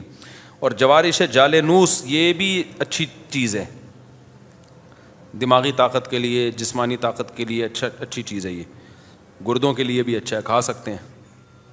حکیموں کی کچھ دوائیں ایسی ہیں جس کو کھانے کے لیے بیمار ہونا ضروری نہیں ہے, وہ ویسے ہی کھا لو آپ. تو وہ لوگ پہلے تو ہمارے باپ دادے یہ سب چیزیں پہلے بہت لوگ کھایا کرتے تھے, اب اس پہ آ گئے ہیں, ٹیبلٹس پہ آ گئے ہیں. Tablets are walking in president, صدر میں گولیاں چل رہی ہیں نا, کسی نے کہا tablets are walking in president. ہمارے تو پریزیڈنٹ ہی چل رہے ہیں, ابھی پتہ ہی نہیں چل رہا کون آ رہے ہیں. مفتی صاحب دین میں صرف باتیں ہوتی ہیں, اللہ تعالیٰ دعا قبول کرتے ہیں, تم 1 قدم بڑھاؤ وہ 2 قدم بڑھاتے ہیں, لیکن جب میں ان باتوں پر عمل کرتا ہوں تو کوئی نتیجہ نہیں ملا, اس لیے میں نے دین پہ چلنا چھوڑ دیا 3 سال پہلے. استغفر اللہ, پریکٹیکل کچھ نہیں ہے, صرف باتیں ہوتی ہیں دین میں. ہاں حالانکہ میں تو دین پر چلنا چاہتا ہوں اور سچی توبہ بھی کی, ایک بار پر کچھ حاصل نہیں ہوا. یہ کہتے ہیں میں دعا مانگتا ہوں قبول نہیں ہوتی, دین میں باتیں. اللہ میاں نے یہ باتیں کی نہیں ہیں کہ تم دعا مانگو گے تو میں اس طرح سے قبول کروں گا کہ جو تم کہہ رہے ہو تمہیں مل جائے. یہ باتیں اللہ نے کی ہوتی, پھر آپ کہتے ہیں اللہ میاں صرف باتیں کر رہے ہیں. اللہ میاں نے کہا میں دعا قبول کرتا ہوں, قبول کیسے کرتا ہوں یہ بھی تو اللہ میاں نے کہا نا. پورے قرآن میں واقعات بتا دیے کہ کیسے قبول کرتا ہوں. یعقوب علیہ السلام نے دعا مانگی نہیں ہوگی میرا بچہ واپس مل جائے, تو کیا مل گیا ان کو؟ نہیں ملا. یوسف علیہ السلام پریشانیوں میں آئے, برائی سے بچے, زنا کی ان کو دعوت دی گئی, بچے, تو بچنے کے نتیجے میں اور پریشانیوں میں چلے گئے, جیل میں چلے گئے. ساری زندگی ان کی کہاں گزری؟ جیل میں گزری. تو قبول ہونے کا یہ مطلب ہی نہیں ہے جو آپ سمجھ رہے ہیں. اگر دعائیں ایسے قبول ہوتی تو سارے کافر ہر وقت اللہ سے دعائیں مانگ رہے ہوتے بیٹھ کے. وہ کہتے ہیں یار ہمیں ضرورت ہی نہیں کچھ کرنے کی, ادھر دعا مانگو ادھر قبول ہو جاتی ہے. تو یہ ہے, یہ کہ جب دیکھو ایک بات خوب اچھی طرح ذہن میں رکھو, کچھ چیزیں ایسی ہوتی ہیں جو دلائل سے ان کا حقیقت ہونا ثابت ہو جاتا ہے. جب ایک چیز کا دلیل سے برحق ہونا ثابت ہو جائے تو پھر اس پہ اٹھنے والے ہر قسم کے اشکالات کا جواب ضروری نہیں ہے. مثال کے طور پر آپ کو دلائل سے کسی نے ثابت کر دیا کہ ماں باپ یہ آپ کے ابا ہیں, یہ آپ کی امی ہیں, اور یہ بھی ثابت کر دیا کہ ابا اماں خیر خواہ ہی ہوتے ہیں. یہ جب ثابت ہو جائے نا تو پھر ابا اماں اگر آپ کو کوئی کڑوی چیز بھی کھلا رہے ہیں تو پھر ابا اماں کو یہ ثابت کرنے کی ضرورت نہیں ہے کہ بیٹا اس میں تمہارا فائدہ ہے, کیونکہ پھر وہ دلیل دیں گے اس میں تمہارا فائدہ ہے. آپ کہو گے پھر یہ کڑوی کیوں مجھے کھلا رہے ہو, میٹھی کیوں نہیں کھلا رہے مجھے, اور کڑوی کھا رہا ہوں تو مجھے موشن بھی لگ رہے ہیں اس سے. تو ابا اماں کے پاس اتنا ٹائم نہیں ہوتا, وہ کہیں گے جب ایک دفعہ مان لیا نا کہ ہم تمہارے خیر خواہ ہیں تو ہم کوئی خراب چیز تمہیں نہیں کھلائیں گے. ڈاکٹر پر جب آپ نے ایک دفعہ اعتماد کر لیا, پتہ چل گیا کہ یہ ہے ڈاکٹر, تو سوئی لگائے, وہ آپریشن کرے, حتیٰ کہ وہ آپ کی ٹانگ بھی کاٹ کے باہر پھینک دے. تو یہ قصائی پہ تو اعتراض ہوگا کہ یار تو کہہ رہا تھا میں تیرا خیر خواہ ہوں, تو نے میری ٹانگ کاٹ دی. لیکن ڈاکٹر اگر وہ صحیح ڈاکٹر ہے, دلائل سے ثابت ہو جائے, تو پھر اس پہ اعتراض نہیں ہوگا. اس کی مثال ایسے ہے جیسے ہم سے غیر مسلم لوگ اعتراض کرتے ہیں کہ اسلام میں اسلام کے یہ حکم غلط ہے, یہ حکم غلط ہے, یہ حکم غلط ہے. ہم ان سے کہتے ہیں فرض کر لو اس سے اسلام کا غلط ہونا ثابت ہو گیا, تو پھر ہم کیا کریں, اسلام چھوڑ دیں؟ پھر ہم جس چیز کی طرف جائیں گے وہ تو اسلام سے بھی زیادہ, اگر فرض کر لو اسلام کو غلط مان لیتے ہیں تو وہ جس چیز کی طرف ہم جائیں گے وہ تو اسلام سے بھی زیادہ غلط ہے. یعنی ایک آدمی کہہ رہا ہے کہ تمہارے ابا تمہارے خیر خواہ نہیں ہے تمہارے, تو آپ کیا کہیں گے, ٹھیک ہے میں ابا کو چھوڑ دوں, تو تجھے اپنا ابا بنا لوں, پھر میں تو میرا کچھ لگتا ہی نہیں ہے. ایک دفعہ کچھ کیا ہوا, عیسائیوں کی طرف سے یا کسی اور مذہب کی طرف سے کچھ اشکالات آئے, انہوں نے کہا اسلام پہ ان کو کچھ اشکالات ہیں. میں نے کہا میں ان اشکالات کا جواب دوں گا, لیکن ایک مثال ہے کہ اگر آپ کو وہ جواب نہیں ملتا تو کیا میں عیسائی ہو جاؤں؟ کیا عیسائیت پر اشکالات نہیں ہے کیا؟ تو یہ دنیا میں ہو نہیں سکتا کہ ہر چیز 100% ہر چیز آپ کی سمجھ میں آ جائے. جب کچھ بیسک چیزیں جب سمجھ میں آ جاتی ہیں تو پھر آگے ہتھیار ڈالنے پڑتے ہیں آپ کو کہ بھئی آگے وہ سمجھ میں آئے نہ آئے, آپ نے یہ ماننا پڑتا ہے کہ جو چیز سمجھ میں آ جائے ٹھیک ہے, نہیں آئے تو بھئی میرا علم کیا ہے, ناقص ہے. پہلی بات یہ کہ یہ جو انہوں نے لکھا کہ اللہ تعالیٰ نے اسلام نے کچھ باتیں کی ہیں, دعائیں قبول ہوتی ہیں, قدم بڑھاؤ اللہ تمہارا ساتھ دیں گے, اور اللہ تمہیں جو ہے نا تم 2 قدم بڑھاؤ گے اللہ 4 قدم بڑھائے گا. تو اگر اس سے غلط ہونا ثابت ہو گیا تو یہ کیا مطلب, اللہ ہے نہیں کیا, یہ کائنات خود بخود بنی ہے, یہ ثابت ہونا چاہتا ہے اس سے. دوسرا اللہ ہے تو کیا مطلب وہ جھوٹ بولتا ہے معاذ اللہ, اس نے یہ غلط باتیں کی ہوئی ہیں. ظاہر ہے یہ بھی نہیں ہو سکتا, اللہ کیوں غلط باتیں کرے گا.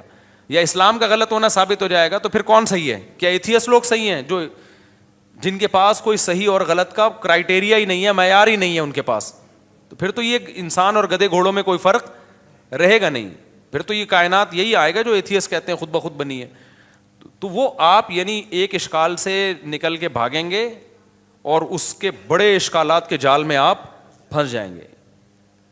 تبھی یہ جو ایتھیسٹ لوگ ہیں نا جو کہتے ہیں کہ ان کی سمجھ میں یہ نہیں آتا کہ یہ کائنات تو خود سے بن نہیں سکتی, تو اللہ خود سے کیسے بن گیا, یہ بڑا اشکال دہرایا جاتا ہے. ہم ان سے کہتے ہیں کہ آپ کو یہ سمجھ میں نہیں آ رہا کہ اللہ ہمیشہ سے کیسے ہے, اور اس کی بیس پہ آپ اللہ کا انکار کر کے اس کائنات کو ہمیشہ سے مان رہے ہو. یہ سمجھ میں آ رہا ہے آپ کے کہ یہ ہمیشہ سے ہے, حالانکہ یہ زیادہ بڑا اعتراض ہے. یہ تو مادی چیز ہے, اس میں تو چینجر کے بغیر چینجنگ نہیں ہو سکتی, تو کریٹر کے بغیر یہ کریٹ کیسے ہو گئی.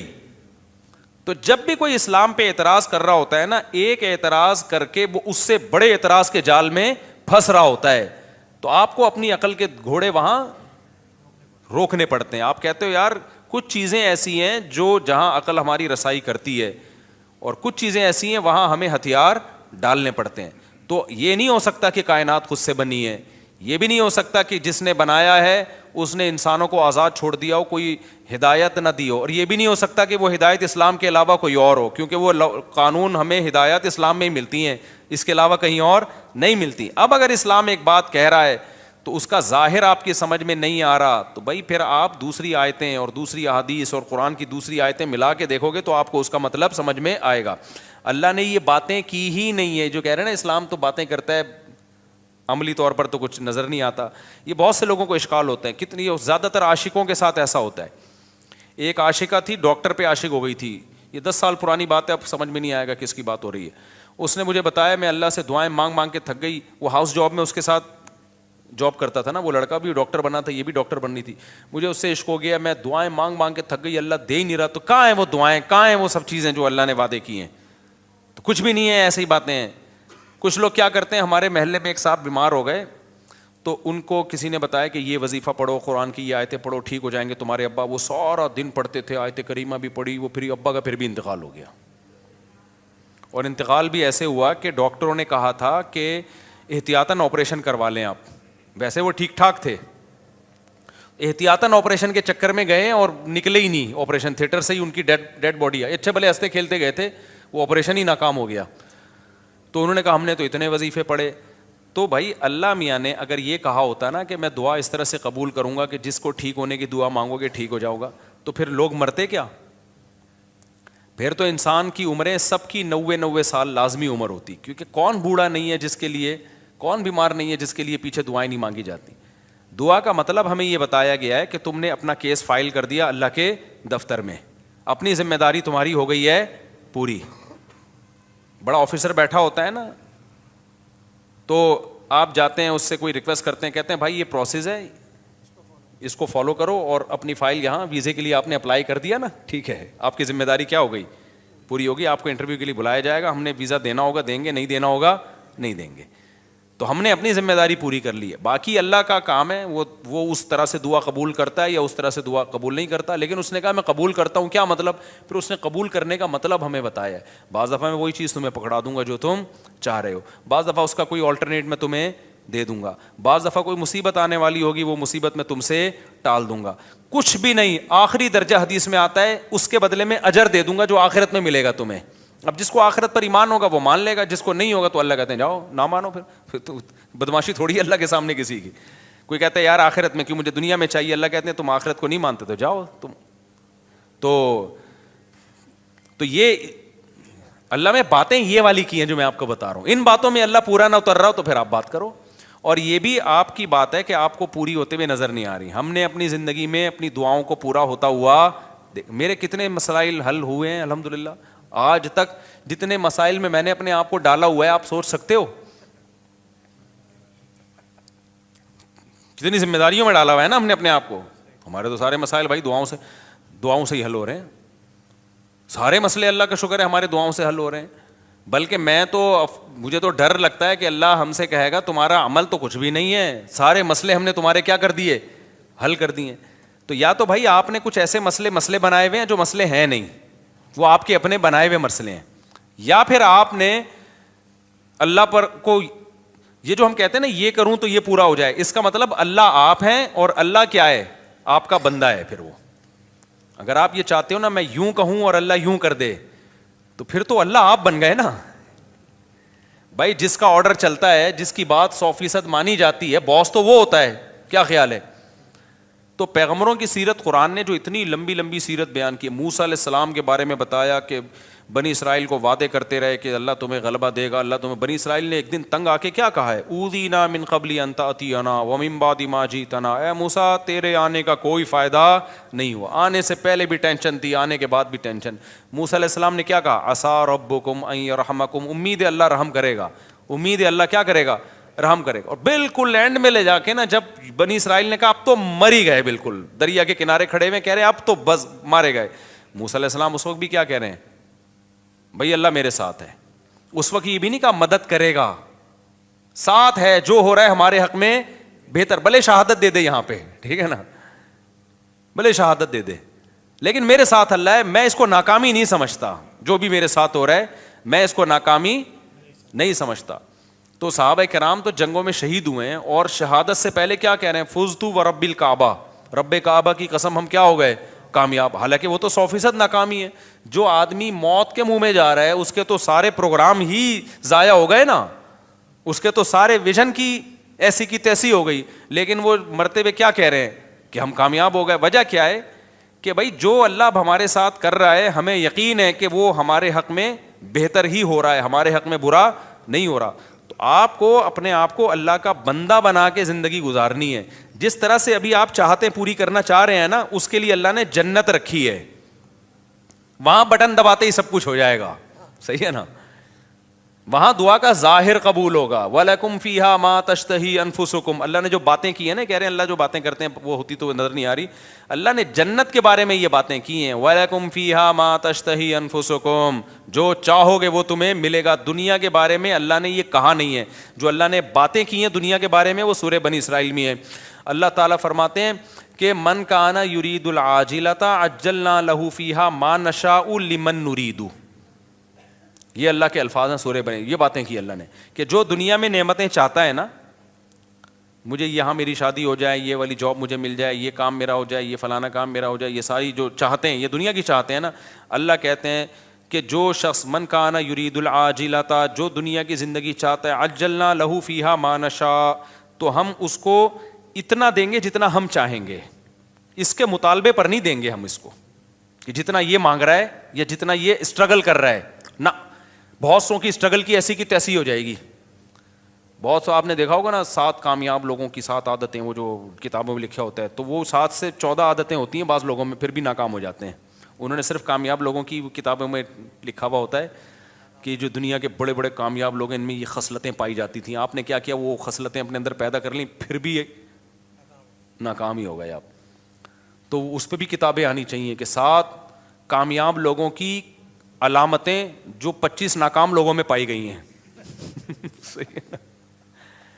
تو اللہ میاں نے جو باتیں کی ہیں, جو یہ کہہ رہے ہیں اللہ میاں صرف باتیں ہی کرتے ہیں, پورے تو ہو نہیں رہے, تو اللہ میاں نے جو باتیں کی ہیں دنیا کے بارے میں, جو اللہ میاں نے باتیں کی ہیں, من کان یرید العاجلۃ, اللہ کہتے ہیں جو دنیا کی نعمتیں چاہے گا, عجلنا لہ فیہا ما نشاء, ہم اس کو دنیا میں دے دیں گے جتنا ہم چاہیں گے, جتنا یہ مانگ رہا ہے, جتنا یہ چاہ رہا ہے. اگر ایسا ہوتا تو زرداری 5 سال کے لیے صدر بنتا, پھر اگلے 5 سال کے لیے پھر دوبارہ زرداری صاحب نے بن جانا تھا, اگلے سال کے لیے بھی سارے ہی بن رہے ہوتے صدر, اور سسٹم نہ چلتا جو ابھی ہماری کنٹری میں کیا چل رہا ہے, سسٹم چل رہا ہے. دوسرا اللہ فرماتے ہیں لمن نریدو, فرمائے یہ تھوڑا بھی اس کو ملے گا جس کو ہم چاہیں گے, جتنا ہم چاہیں گے, جس کو ہم چاہیں گے. یہ ہے یہاں پہ دنیا کی بات. آخرت کی اللہ فرماتے ہیں ومن اراد الآخرۃ وسعى لها سعيها وهو مؤمن فاولئک کان سعیهم مشکورا, جو آخرت چاہے گا اور اس کی قواعد پورے کرے گا, ان کو ان کی محنت سے یقینی بھی ملے گا اور زیادہ بھی ملے گا. اب ان کا اگلا سوال دین کے بارے میں کہ میں تو توبہ کرتا ہوں تو توبہ پہ بھی قائم نہیں رہتا, تو اللہ تو وہاں بھی مدد.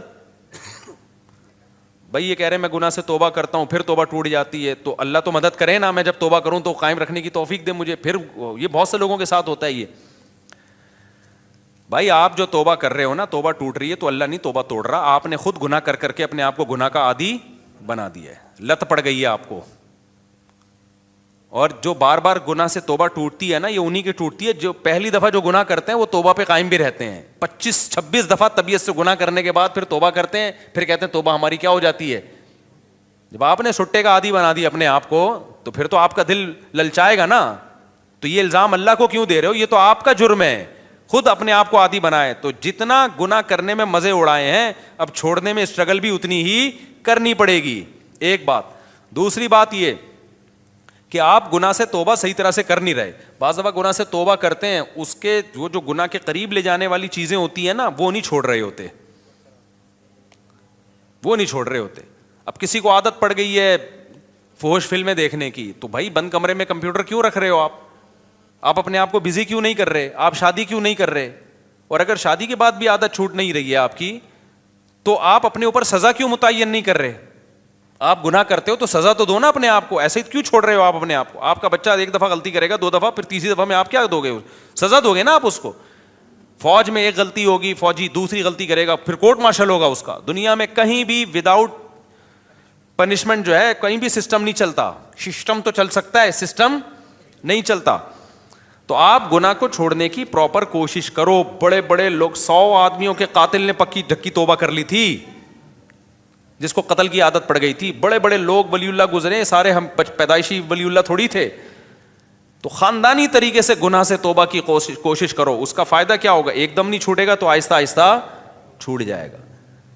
اور دوسری بات یہ کہ جو اللہ کہہ رہا ہے کہ میں تمہارا ہاتھ تھاموں گا, اس نے تھامنے کا مطلب کیا بتایا ہے.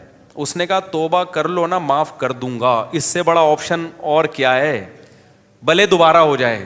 صحیح ہے نا, دوبارہ ہونے سے پرانی توبہ کینسل نہیں ہوگی. اور کیا چاہیے بھائی.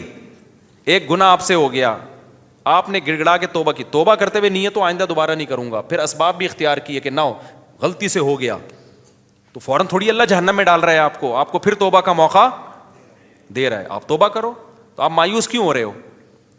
ہمارے ایک دوست تھا, بہت گناہوں میں ملوث ہو گیا تھا, تو میں نے اس کو کہا توبہ کرو. ایک بزرگ کے پاس لے گیا, اس نے توبہ کی, دوبارہ اس سے غلطی ہو گئی. مجھے کہتا ہے یار پھر توبہ کی, پھر میں لے گیا, میں نے کہا بھائی بیٹھا کر یہاں اللہ والوں کے پاس, پھر وہ پھر دوستوں میں بیٹھنا جو پھر توبہ غلطی ہوگی. پھر میں لے گیا ایک بزرگ تھے ان کے پاس لے گیا, یار ادھر بیٹھا کر اللہ اللہ کچھ سنا کر.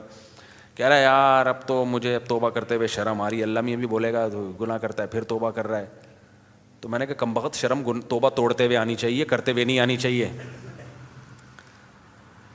توبہ توڑتے ہوئے شرم آنی چاہیے کہ کتنی گڑ گڑا کے اللہ سے توبہ کی تھی اب نہیں کروں گا, بے شرم بن کے دوبارہ کیا کر رہا ہے. جو شرم ادھر آنی چاہیے تھی وہاں آنی رہی, جہاں نہیں آنی چاہیے وہاں آ رہی ہے شرم. تو اللہ میاں کے سامنے یہ آزار قیامت کے دن نہیں چلیں گے. تو اس لیے بھائی بار بار ہو رہا ہے, بار بار توبہ کرو. اللہ میاں نے آپشن رکھا ہوا ہے, تبھی یقینی جہنمی کسی گناہگار کو نہیں کہا جا سکتا. این ممکن ہے آپ کی اس اسٹرگل کی بیس پہ اللہ کہے چل بھائی کوشش میں لگا ہوا تھا, تو بھائی آپ اسٹرگل میں لگے رہو, مایوسی کی باتیں مت کرو. ہم اللہ کے بندے ہیں, غلام ہیں, ہم اس زمین کے باپ نہیں ہیں. مغفرت کے دروازے کس کے ہاتھ میں ہیں؟ تو جھکے رہو گے اللہ کے سامنے, لگے رہو گے. ہو سکتا ہے اللہ ویسی کسی فرشتے کو بولے اس کو ٹھڈا مار کے جنت میں بھیج کے, تو جنت میں جانے والا بنتا نہیں تھا بنتا نہیں تھا, چل جا یار کیا کر, کوشش میں لگا ہوا تھا, چل جا جنت. بعض دفعہ ایسے ہوتا ہے نا کہ کوئی چپک جاتا ہے آپ سے, کوئی بھکاری, آپ کو پتا ہے یہ مستحق نہیں ہے, لیکن جان چھڑانے کے لیے آپ کہتے ہیں ایک لات مار کے اس کو 50 روپے دفع ہو یہاں سے, یہ پکڑ پیسے جا. تو ہو سکتا ہے اللہ کی رحمت جوش میں آئے, اللہ کہ توبہ کرتا تو رہتا تھا نا, گناہ پہ ڈٹ تو نہیں گیا تھا نا, اس کو ندامت تو تھی, روتا تو تھا. تو اللہ میاں ہو سکتا ہے کچھ فرشتے سے کہیں اس کو بنتا نہیں ہے اس کا جنت میں جانا, لیکن اس بے غیرت کو بولو دفع ہو جنت میں, شاید اللہ کر دے.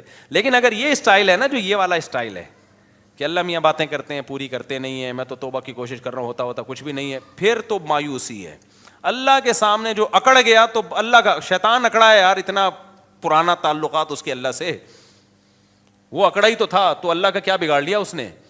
تو اللہ کے سامنے اللہ کے سامنے گنہگار جو تواضع کرنے والا ہو اس کی ویلیو زیادہ ہے, پرہیزگار جو اکڑ دکھانے والا ہو اس کی اللہ کے ہاں ویلیو بولو نہیں ہے. تو کبریائی صرف اللہ کے لیے, تو اللہ کا کچھ نہیں بگاڑو گے ایسے اشکالات کر کے. ایک دفعہ حکیم الامہ مولانا تھانوی رحمۃ اللہ کے پاس ایک پروفیسر آیا, کہتے ہیں مجھے اسلام پہ کچھ اشکالات ہیں. انہوں نے جواب دیے, اس کے اشکال دور ہو گئے. پھر آیا یار مجھے کچھ مزید اشکالات بھی ہیں, انہوں نے وہ بھی جواب دے دیے. پھر آیا, اس کو پھر پتہ چل گیا کہ اس کو اشکالات کی بیماری ہے, اس کو اشکالات نہیں ہے, اس کو ویسی کوئی مسئلہ ہے. تو پھر اس نے آیا کہنے لگا اصل میں یہ ایکچولی اشکال ہے. مولانا تھانوی رحمہ اللہ نے پھر اس کو سمجھایا. پھر 4-5 دفعہ آئے, انہوں نے بولا تیرے جیسے لوگوں کی اسلام کو بالکل ضرورت تھی, تو مرتد ہو جا, دفع ہو جائے یہاں سے. وہ ٹھیک ہو گیا. اس نے کہا میرے سارے اشکالات دور ہو گئے, کیونکہ اس کے دماغ میں یہ بیٹھ گئی تھی یہ بات, تکبر آ گیا تھا کہ گویا اسلام کو میری ضرورت ہے, اور گویا جو ہے نا یہ علماء بیٹھ کے مجھے ہی سمجھاتے رہیں بیٹھ کے, اور ایکچولی یہ اور یہ اشکال یہ جب اس کو اس کی اوقات دکھا دی نا کہ جہاں اتنے لوگ جہنم میں جائیں گے 2-4 اور چلے جائیں تو اس سے ہماری صحت پہ کوئی فرق نہیں پڑے گا, جہاں اللہ اتنے لوگوں کو اٹھا کے جہنم کی آگ میں پھینکے گا تو بھی چلا جائے گا, تو کوئی تیرے اشکالات کی حل ہونے کی ضرورت نہیں ہے, مرتد ہو جا. اس کے سمجھ میں آ گیا کہ بھائی اسلام میری ضرورت ہے, اسلام کو میری ضرورت نہیں ہے, مجھے اسلام کی ضرورت ہے. تو بعض دفعہ یہ بھی ہوتا ہے کہ انسان اپنے بارے میں نا بہت زیادہ خوش فہمیوں کا شکار ہو جاتا ہے. بھائی اللہ کے سامنے گڑ گڑائے, جھکے رہے اللہ کے سامنے, تو پروگرام کامیاب ہونے کی چانسز ہیں. بھلے گناہوں سے توبہ کرنے میں ہی زندگی گزر جائے, لیکن اگر اکڑ دکھانا شروع کر دی نا کہ یہ تو ہوتا ہی نہیں ہے, مایوسی کی باتیں, یہ تو سب ایسا ہی ہے, تو پھر اللہ کہتے جاؤ, شیطان کو نہیں چھوڑا جو اتنا اللہ کا عبادت گزار تھا, تم کس کھیت کی مولی ہو. شادی میں جو شیروانی کے ساتھ پگڑی ہوتی ہے کیا وہ غیر مسلم کی مشابہت نہیں ہوگی؟ بھائی غیر مسلم کے ساتھ مشابہت, پگڑی تو مسلمانوں کا شعار ہے. ماں کے کہنے میں شادی میں ہی تو پگڑی کتنی اب دولہا پہ جچ رہی ہوتی ہے, دولہا لگ رہا ہوتا ہے. وہ سول ڈریس میں لوگ آ جاتے ہیں میرے پاس نکاح پڑھوانے کے لیے, پتہ ہی نہیں چل رہا ہوتا ہے اس میں دولہا کون ہے اور اس کے دوست احباب کون ہیں. دوست نے زیادہ اچھے کپڑے پہنے ہوئے ہوتے ہیں. ایک دفعہ تو ہوا, دولہا ایسے ہی عام کرتے شلوار میں تھا اور دوست تھا وہ شیروانی میں, میں اس سے قبولوانے لگا تھا. یہ ہوا ہے میرے ساتھ. ماں باپ کے کہنے میں سارا خرچ کر سکتے ہیں, سارا مال خرچ کر سکتے ہیں. نہیں بھائی, سارا مال خرچ کرو گے کل پھر بھیک مانگو گے. ماں باپ کی ضرورت پوری کرنا واجب ہے, باقی اضافی کرو گے تو ثواب ملے گا. کیا جمعے کی نماز مسجد کے باہر بھی جمعے کی نماز ہو سکتی ہے لیکن مسجد میں پڑھنی چاہیے کیا؟ بھائی سنبھل سے وضو نہیں ٹوٹتا. اچھا بھائی میرے بھائی, کیا ٹک ٹاک اور یوٹیوب میں چلائیں گے پیکج ہوتا ہے کہ پیسے حلال حرام بھائی یوٹیوب پہ یا ٹک ٹاک پہ جو پیسے ملتے ہیں ایڈورٹائزمنٹ کے ملتے ہیں, تو اگر حرام چیز کا ایڈورٹائز ہے, شراب کا, سود کا, بینک کا, سودی بینک کو پروموٹ کیا جا رہا ہے, کسی فلم کا ایڈ چلایا جائے, تو پھر اس ایڈ کی آمدن کیا ہے؟ حرام ہے. اور اگر حلال چیز کی کا ایڈورٹائز ہے تو اصل آمدن حلال ہے, لیکن چونکہ اس میں کچھ غلط چیزیں بھی شامل ہو جاتی ہیں, اس لیے کہا جاتا ہے کہ اصل آمدن حلال ہے, اس میں جو حرام شامل ہو رہا ہے تو آپ ایک اندازے سے کچھ رقم, کچھ کہتے ہیں 5%, کچھ کہتے ہیں 10%, کچھ کہتے ہیں 2.5% بھی ہے, تو اس کا ایک کوئی یقینی معیار نہیں ہے, تو احتیاطاً 5% صدقہ کر دو اس میں سے. اچھا میرے بھائی, جمعے کے خطبے سے پہلے جو رکعت پڑھتے ہیں نیت ہوتی, سنت کی نیت ہوگی میرے بھائی, جلدی جلدی.